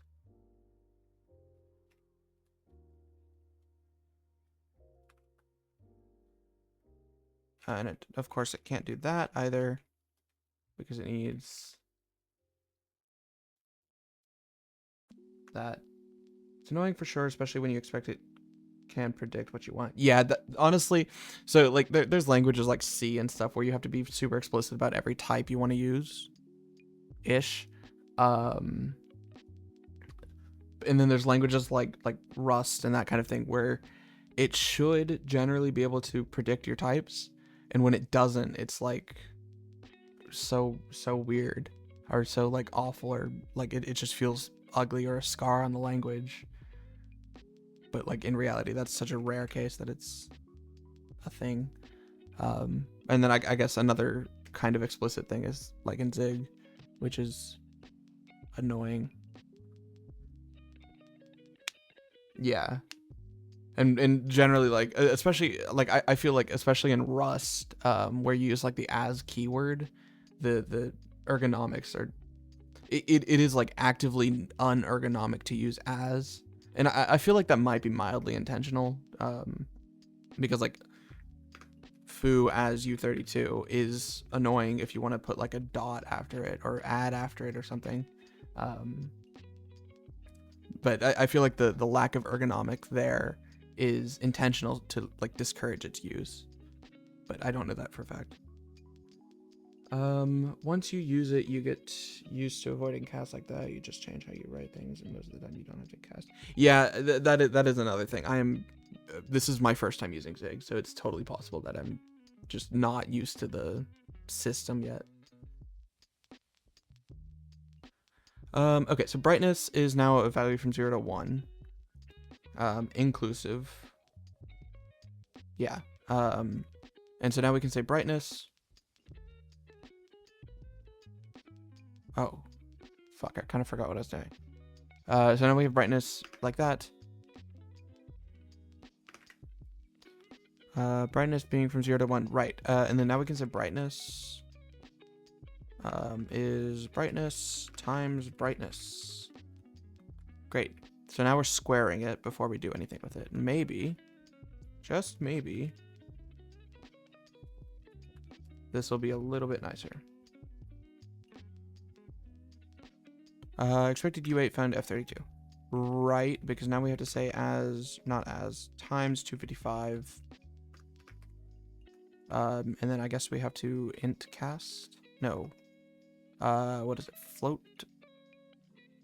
Int from float.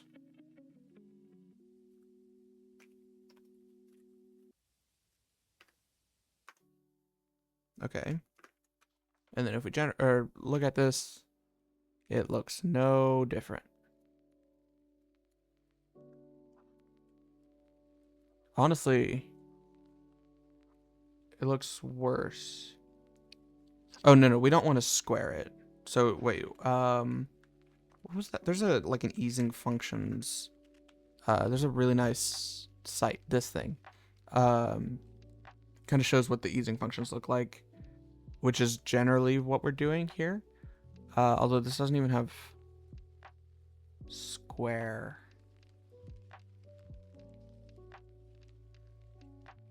I think. Whatever. I think a square root is probably a little bit better than squaring. And I think there's an at square root.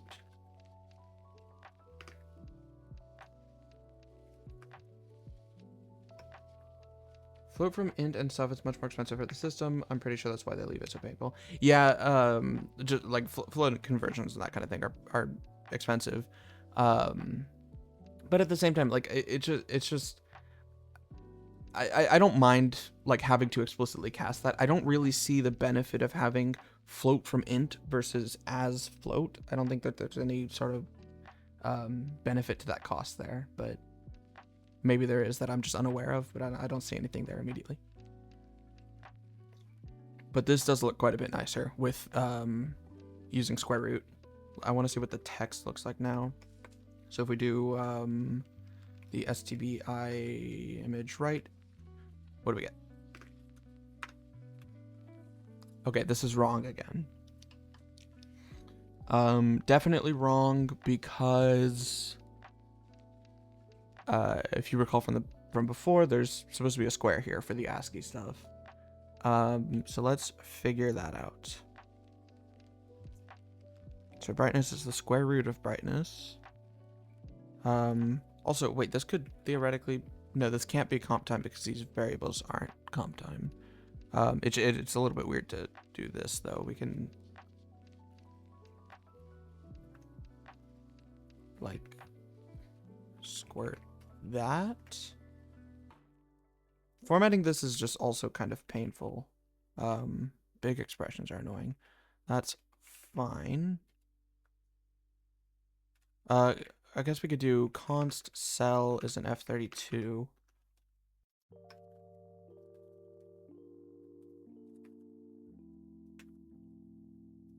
That way we don't have to do this, which is a little bit nicer. And then I guess we could even say, no, I don't want to do floats here because floating point is still super slow. So that inverts the brightness. I don't want to do that. I don't want to do that anymore either. Actually, let's keep this for just a minute.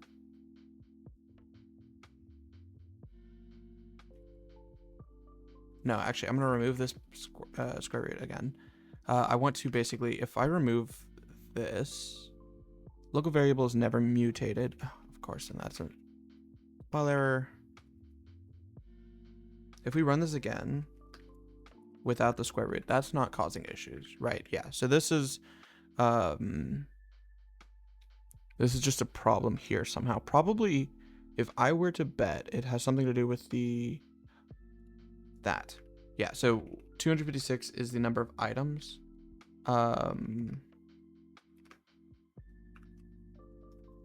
We need to multiply that. This is expecting it in bytes. I can't get the reference there because the LSP is broken, but this needs to be size of color. That's better. Okay. Now if we bring back our square root and we have to change this back to var, that is quite a bit better. Okay. All systems will have few IEEE.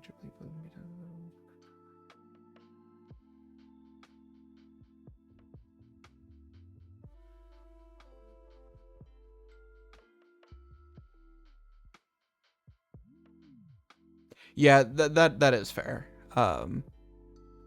Yeah, I guess you're right. It's just, I don't know. It's weird because you're already doing the explicit as, but that's probably just me being like super rust brained. Okay, so if we do hello rs, okay. Yeah, okay, so this is cool. Honestly, it almost looks a little bit, or like it gives me the I don't, I honestly have no idea how well you guys can see this, but it's there. It looks kind of like what's the term, like a CPU die. Like if I do like a 6502, I think the Wikipedia page for that has a thing. No, it doesn't. Yes, it does. This. I don't know why, but it gives me like the same kind of idea of that. Or this, maybe even this, which is Yeah, this is processor dry with the drawn in stuff. I don't know why, but it kind of it's really really dark. I guess we can we like do we have like cube root? Zig cube root. That's exactly what I thought it was, but I can barely see it. Yeah, I don't want that. Can I cube root? Cube root. Standard math cube root. Standard math cube root. That might help. Yeah, that's a little bit better, I think. Standard math power and log. Yeah, okay, we'll play around with some of the more some of the other functions. Yeah, it does look a lot like a chip of some kind. Yeah, I'm a C user. I get annoyed every time I can't use the 0. Yeah, agreed. Um, yeah, that's actually really cool. Let's see what the header looks like.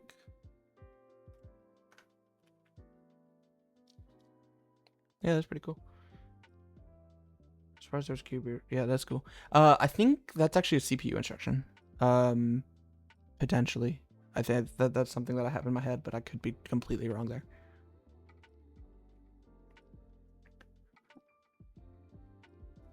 Okay. Yeah, what other math functions are there? Math. Why is there cube root twice? I don't know, that's weird. Square root. Oh, are these like constants? Yeah. Okay. Great. Cosine, blah blah blah. All of your standard math stuff. Is there anything like any interesting functions in here?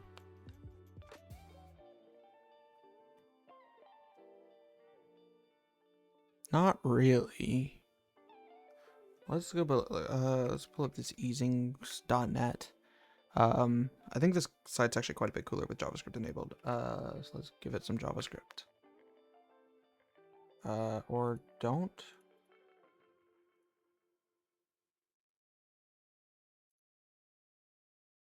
Okay, it really is not doing anything. I thought it was. But whatever. So does this have like a cube root?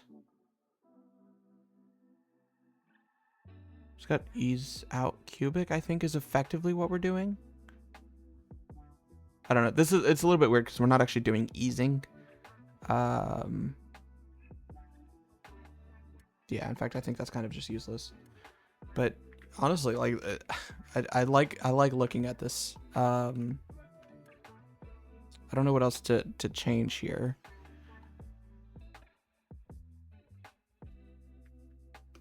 Let's make this red instead of this blue.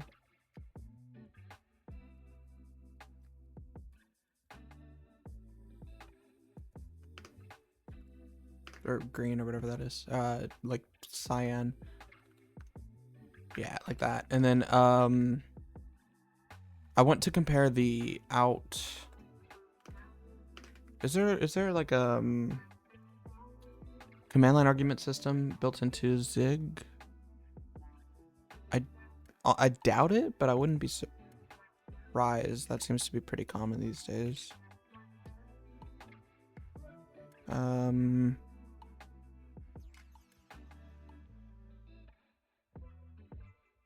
Like in I guess libc you've got like getopt. Is that what it's called? Getopt. Like Go has their own like flag system. Standard process args. That just gets you the like the array, right? Process args.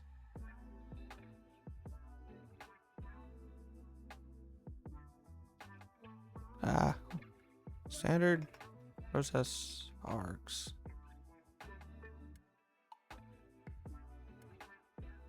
0.16 might get a simple one. Oh, that's fine. We'll just have an optional second argument. If arg's length is less than 2, do that. If arg's length is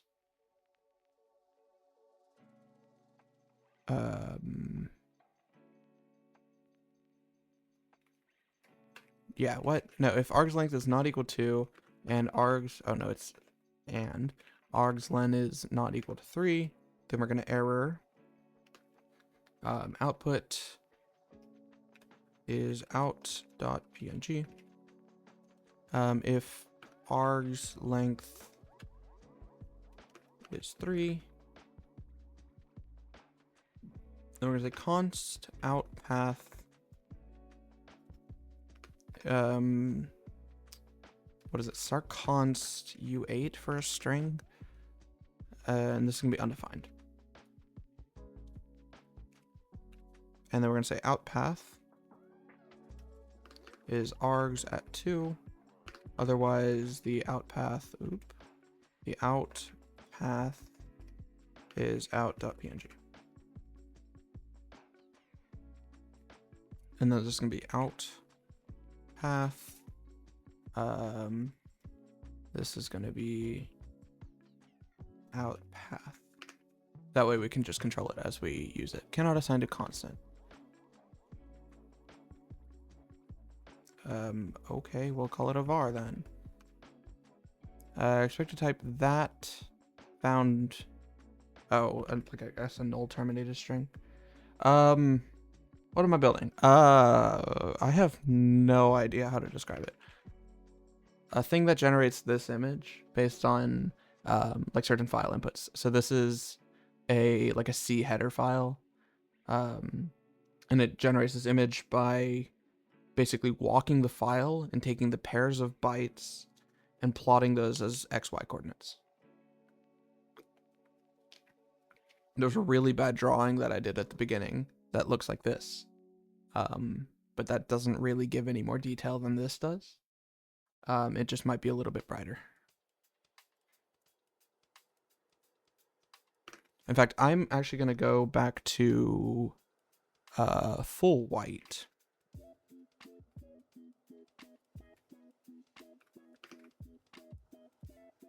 Oh, right. We need to... So it's a null terminated string, which I guess is what this needs.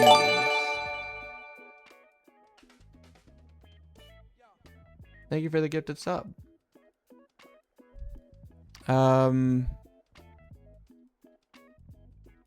Yeah, I guess.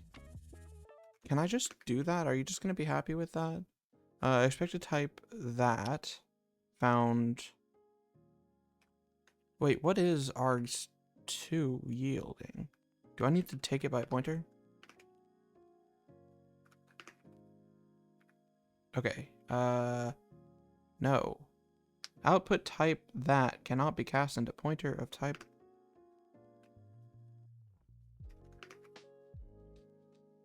Expected type that found that.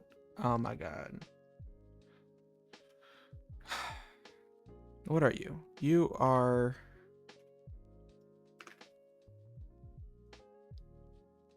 I don't even know what that means.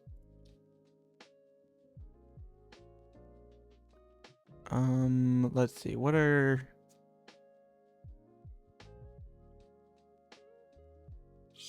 brackets const u8.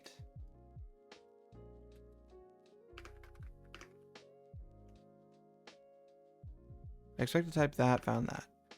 Can I just like take this as a point? What are you? So you're a brackets const u8. Can I just take a reference to that?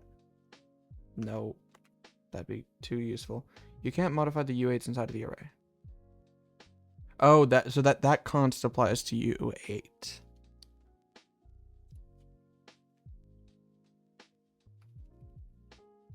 This is such a confusing language. What?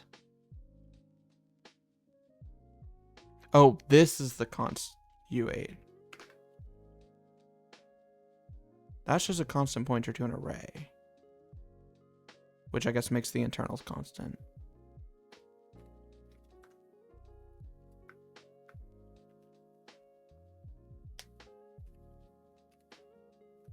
What do you take? STBI write PNG. You take a const unsigned char. Yeah, it's expecting like the pointer Expected type this. I don't know what the star C inside of the brackets means. File name is star C const u8.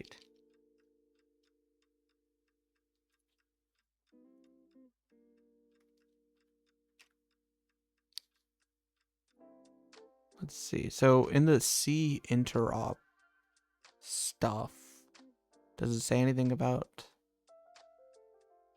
da, da, da, da, da.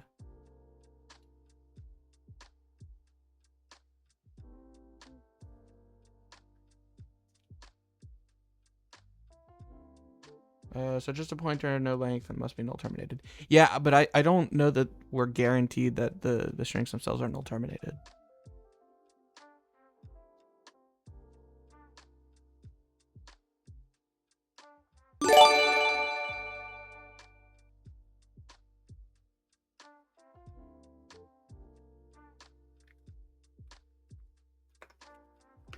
Does Zig make the guarantee that the memory actually is null terminated?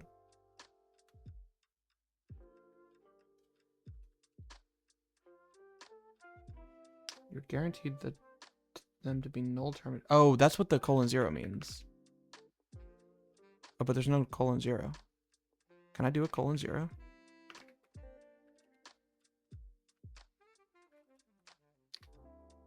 Okay. Thank you, and thank you for the gifted subs.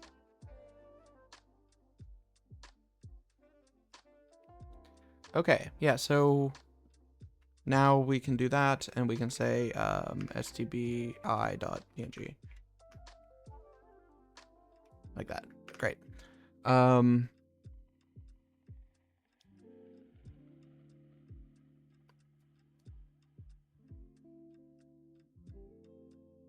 Yeah, yeah, okay, so stb, I think, also has a method of determining the file type based on the name, I think, like based on the suffix that I also want to support.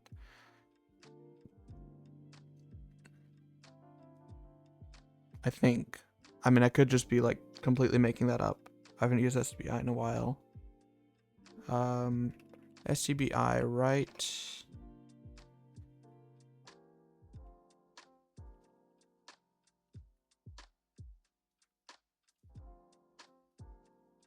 Maybe it doesn't. Maybe I'm confusing it with something else. Yeah, I think I'm just confusing it with something else. That's fine. Okay. So now I want to, let's remove all of these PNGs. And let's do this on the hello RS. And put that into, I don't know, out rust.png. And then I want to do that again on the Zig. Not that one. Out ZGI to be out Zig PNG. And then if we look at all of these, what do we get? So that one is the Rust version, and that is the Zig version.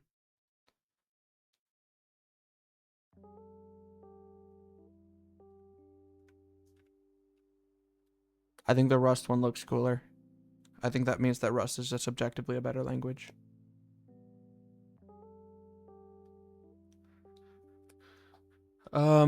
Okay, and then one other thing that kind of makes no sense, but I want to do it anyways, is to cat dev u random, and then head n is n is bytes. No, C is bytes. 64,000, I guess, into rand. So if I do hex dump on rand, it's supposedly random garbage. What if we just run this? This should theoretically be like pretty uniform gray area. And that'll just be a quick like sanity check. Yeah, I would say that that's fairly uniform, I guess. I'm a little bit surprised that it's not like perfectly uniform. What is 256 by 256?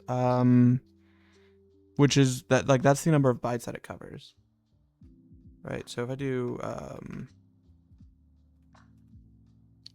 65536. Okay, yeah, so no, it literally couldn't be. Let's just do like a meg. Yeah, so now we've got a meg of random data. This one should be much more better coverage. Yeah, okay, that's a bit more what I was expecting. Okay, yeah, so that is kind of just a little sanity check to make sure that everything is happy. One thing that I want to just experiment with, not necessarily change. Right now when we iterate using, like say we have this 1, 2, 3, 4, 5, 6, these bytes. We iterate these two, and then these two, and then these two, like that. We have like a window. What I want to do instead is iterate, or like take that pair, and then take this pair, and then this pair. So like actually take them as pairs rather than like a sliding window. And just see if that makes it any different. I don't think it will. I think it'll be effectively the same thing, but we're gonna find out. So to do that, we basically just need to change this function. And I don't know if there's a good way to like step count or step iterate through a whatever this thing's called, like a slice. Let's go look at our for loop. 4, 4, 4, 4, 4. One thing I will say is that this like reference is fairly extensive. It's kind of nice. Okay, so you can iterate like this, you can iterate like that, iterate like that. Yeah, we might just have to. Well, no, even with like that range thing, we can't do like step by 2.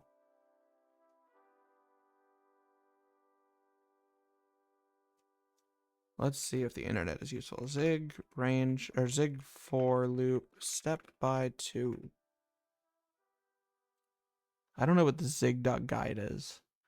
It looks mildly suspicious. And that's completely useless. What is syntax for a for loop over an index with an increment? A while loop. Okay. What the hell does that mean? Let's go look at the while loop syntax, because it did look kind of weird before. So while condition, great. While true, while continue, yeah, that's fine. While loop continue expression. Oh, that's actually really cool. I like that. That's like in like C, this is the second, or I guess the third grouping instead of a for block. That's kind of nice. I like that. Okay, var I is 0. While I is less than content.len, I plus equals 2. Content.len minus 1. Oh yeah, you could also just like multiply by 2. Yeah, sure, why not? That works, I guess. Yeah, so 4, 0 through content items len. Take the I. And this is going to be, what is this? Right, so const x is content items I times 2. And then the y is I times 2 plus 1.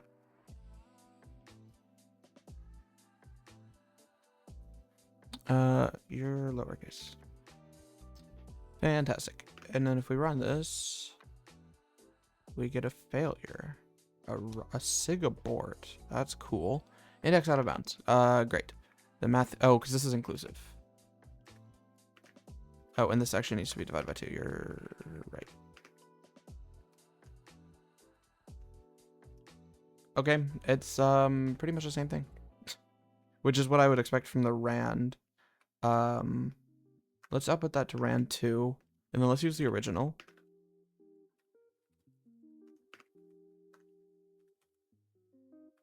And put that into rand 1, and then let's fetch all rand. That versus,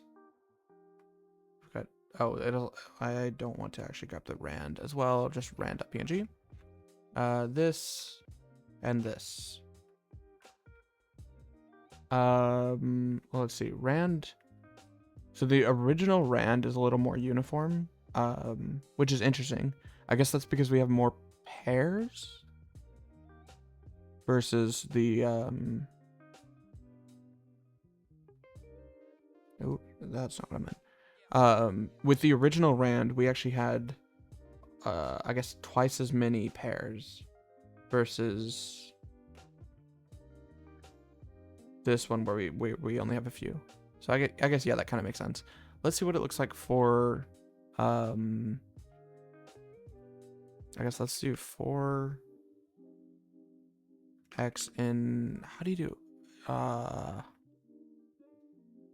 think it's this. Hello RS, hello Zig. No, it's definitely not this. I never remember the fish array syntax. No, I don't want, what the hell? Fish shell array.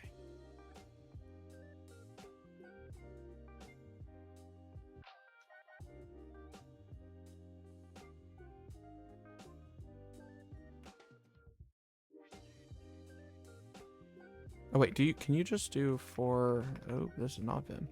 I think you can just do this, maybe. We're gonna find out. Run this on X and then put it into x.png. Done. Or end. File not found. Okay, so that doesn't work, and I don't care enough to keep fiddling with it because fish is boring. We've got hello zig, put that into out zig.png. We've got hello rs, put that into out rs. Oh, are we using the, no, we're using the old system. So zig and then rust, and then let's do that. So this one is zig, this one is rust. Honestly, I think these look pretty much the same as the original system. And the original system I think is nicer, and it gives you more data. Nope. That and that, and then do this.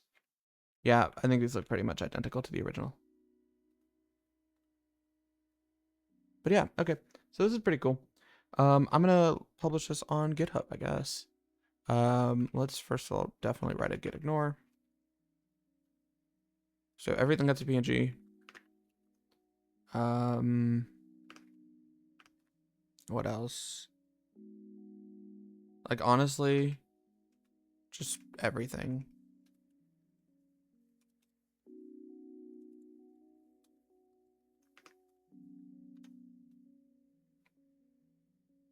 Oh, and then also keep the header file.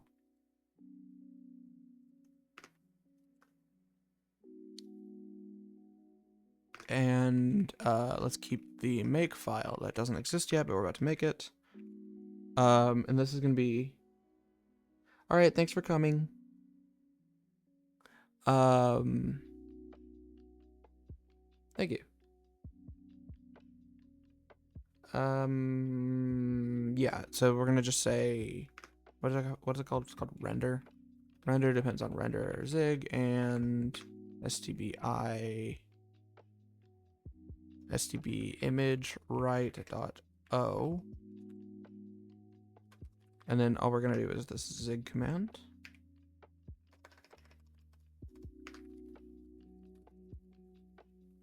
And I think Zig has a build tool. In fact, I know Zig has a build tool, but I'm an evil C developer, so I'm gonna do this. We depend on render Zig, and we do this. So let's do, what is the thing? It's this. It's a caret, I think, to just add this stuff. And then build exe, and then can I assume I can do -o. This, okay, and then stb image right, depends on stb image right dot h, and then we can gcc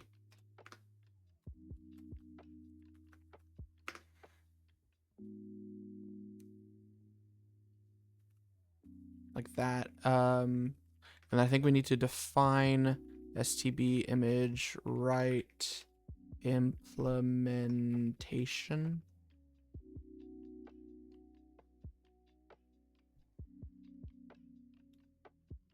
Yeah, that should be fine. That colon does not go there. Okay. Hello Zig has changed and the buffer will change in frame as well. Load that file. I don't know why that's in here, but that's fine.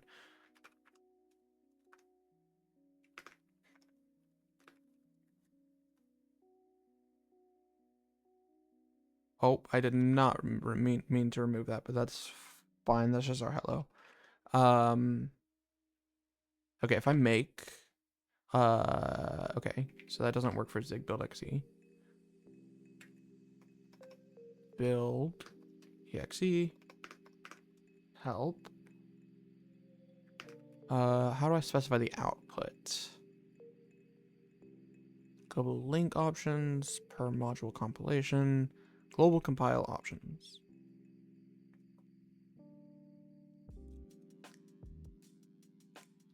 So choose optimization.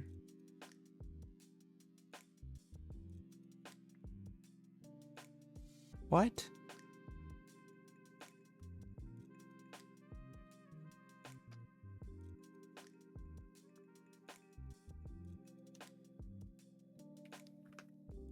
Output.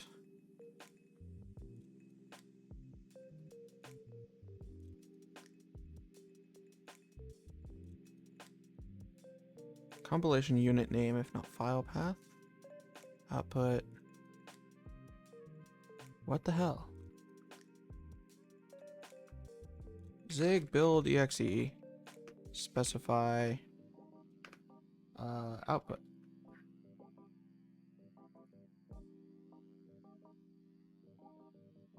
Oh my god, that's awful. I guess, in fairness, it's not actually designed to be used by a human. It's designed to be run by a build tool. Yeah, that's fine. Unrecognized parameter. What? Oh, because I just added it to the wrong spot.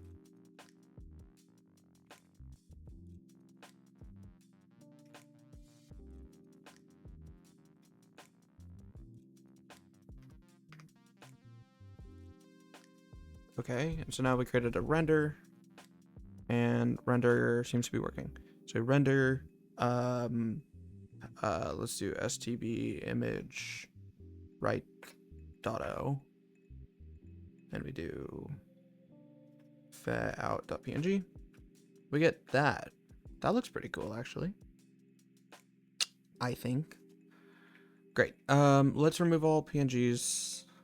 Let's remove the .o, the rand, the render, we'll keep the hellos. We can remove the Rust file. If I do make, then we do get a failure. What is the failure? Oh,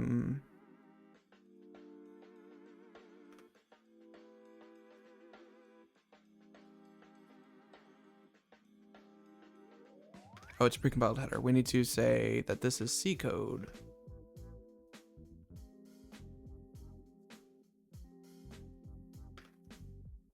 Language C not recognized.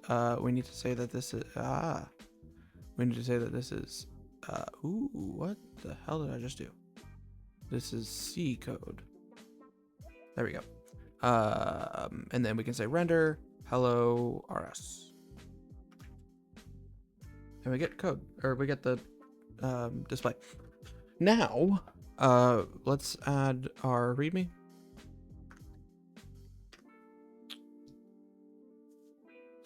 Fuck. Now for the hard part. What do we call it? We'll just call it byte grid for now.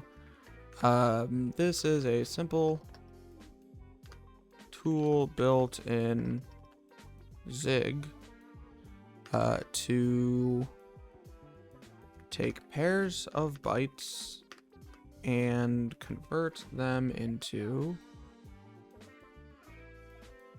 an image. This is done by plotting the first byte on the x-axis and the second byte on the y-axis. Origin is top left. And let's add an image because we're super cool. What shall we do? Let's do the STB image right, because that one looks kind of cool. No. Let's do the hello.zig. Hello zig. No, let's do render.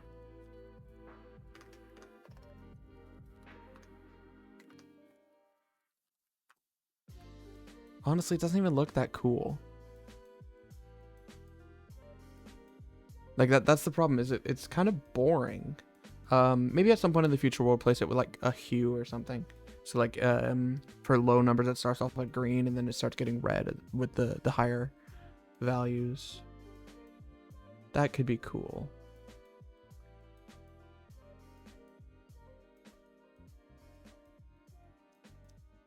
We could additionally do something crazy like cat star to stuff.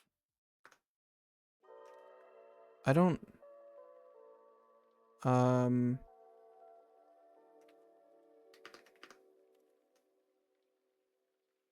yeah, that's a lot of stuff. Sure. Let's see what render does on that.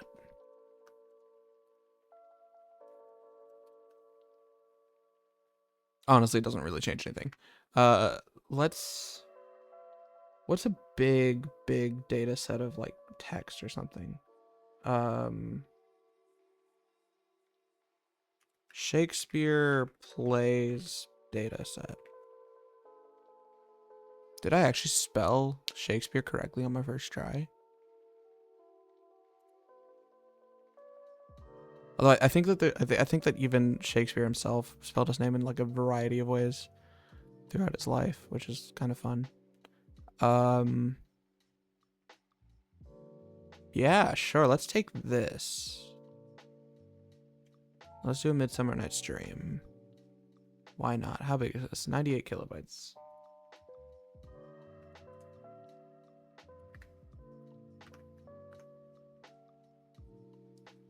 Render a Midsummer Night's Dream. And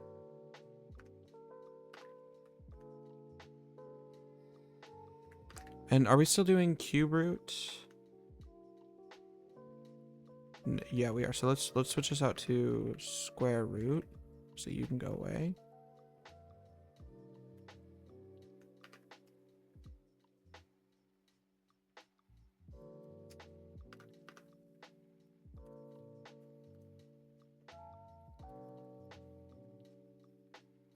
What happens if we even just leave it as is?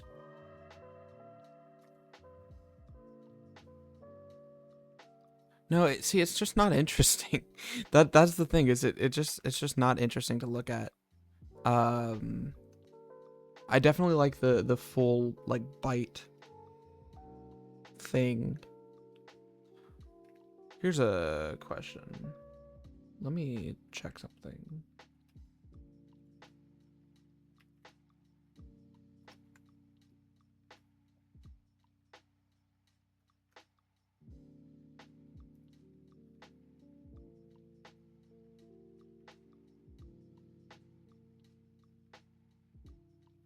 Okay. If I go to videos and this is the stream that I'm currently streaming. I think OBS is like actively writing this to a file. So let's render it. It's how big is it? I think it's like 1.6 gigabytes, 1.2 gigabytes. So yeah, I guess in fairness, once you get to this size, it just becomes very noisy. So maybe we get something that's smaller. There's so much like, I don't know. I want something to like reference.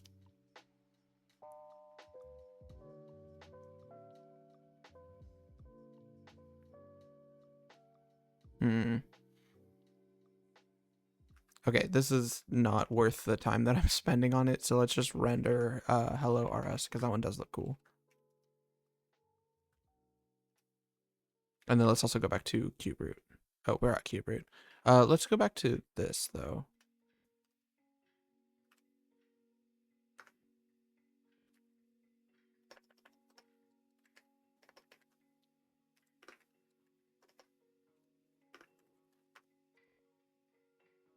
Sure, that works.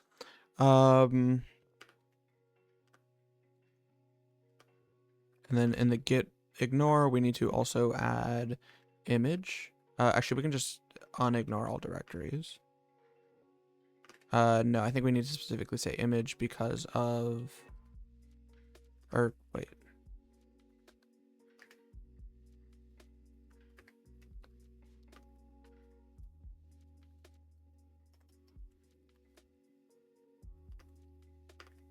That? Maybe not? Not star slash star. Star star slash star.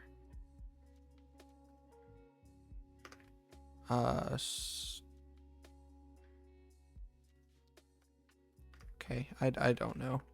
Git ignore is still not working. Following paths are ignored by one of your git ignore files. Yeah, I know. How do I tell it to not?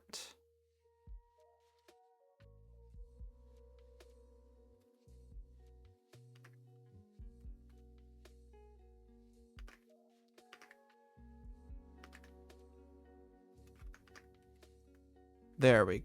No, wait, what?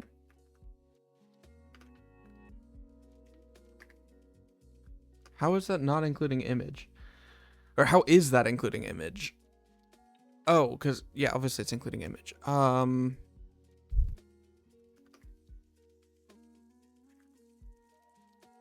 Yeah, there we go. Okay, that works. Git ignore is kind of funky if you want to include like files that don't have extensions and stuff. But this is fine. Okay.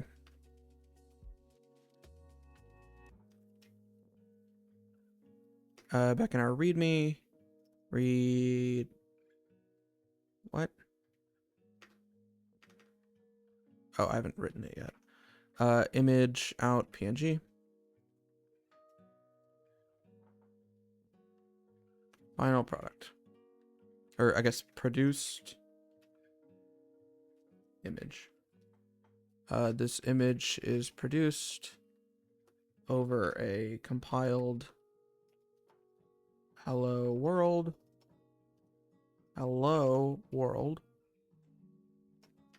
from Rust. This was no, let's do development, build locally. Oh, wow, I definitely cannot type. Build locally. I guess to build locally. Zig must be installed. Zig and GCC, I guess, must be installed. And you can build with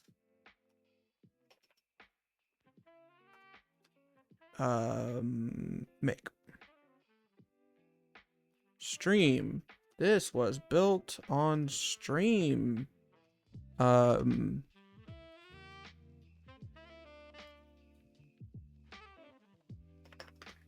what day is it? So it's technically the 7th, for me locally, but I started on the 6th, February 2026.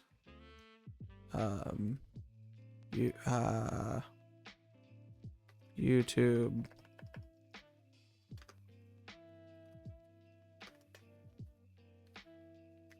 Or I guess to do YouTube link. Sure.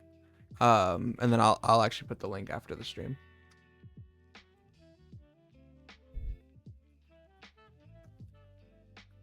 The link to that YouTube channel, by the way, that I created the other day. Okay, yeah, so that's cool. Init. Let's add on GitHub. Let's create a new repository and call it. What did I put in here? I said byte grid. That's fine. Byte grid. Zig.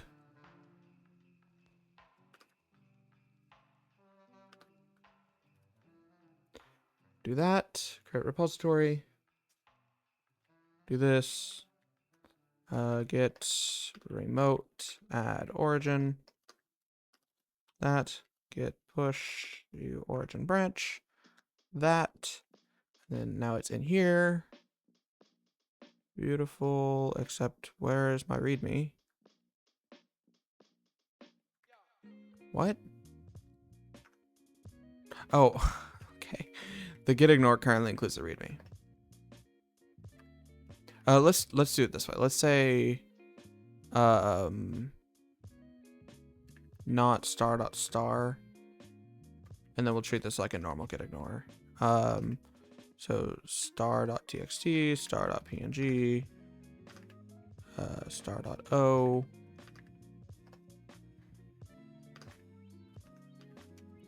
Okay. Fix get ignore. And we'll push that.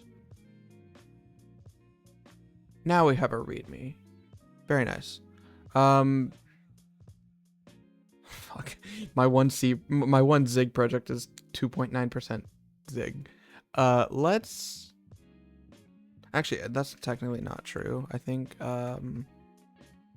this technically counts as having some Zig in it.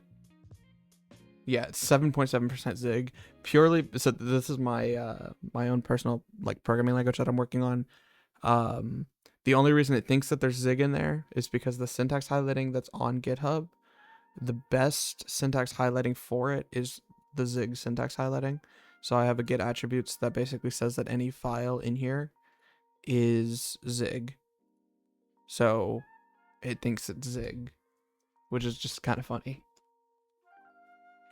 But I'm not a big fan of that. So I think we're gonna get ignore this and just have like have the make file download that. Oh fuck! I also need to not make file.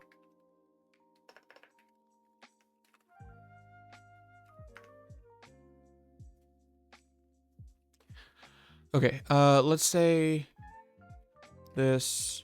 I'm not a super big fan of doing that, but since I do want this to be very Zig, or like I want GitHub to recognize that this is Zig, I'm gonna just do this. And this is just gonna be curl, or I guess wget is probably a little bit better. I don't know why I think it's so I use both curl and wget quite a bit. And really, like I know that there's a lot of tribalism there, but really, like I use wget if I'm downloading a file, and I use curl if I'm using like CLI stuff, or like if I'm doing like pipes and data. What's the term? There's a beautiful term for just like manipulating data in the terminal. I forget what that is. And generally I'll use wget for files, but I'll use curl anytime I do that. So like my only curl is like IP me, which will just get my IP. I'm not gonna do that because it'll leak my IP.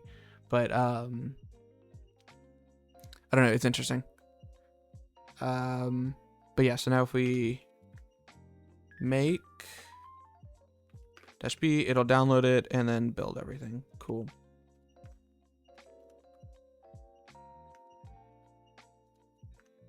Oh, well, there's not an out.png, but if we do fast stuff png,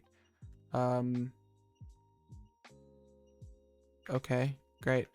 If we render zig, then we get that. Cool. Okay. With that, git remove stb image right .h and here we need start.h as well.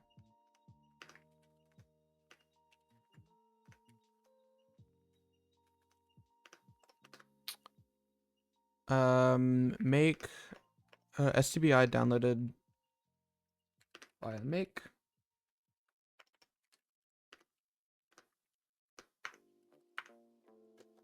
And like in reality, for that make file to be like best, it should probably check to see which tool is installed and then just choose one from that. But that's way too much work, and I don't think it's worth it, considering I don't expect anybody to ever build this on any other system.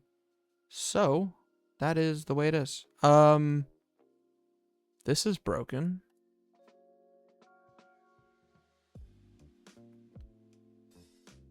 Why is that broken? That should not be broken. Unless I broke the image somehow, but that shouldn't be the case. Oh,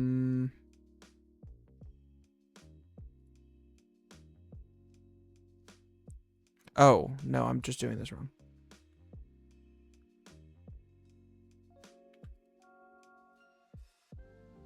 Yeah.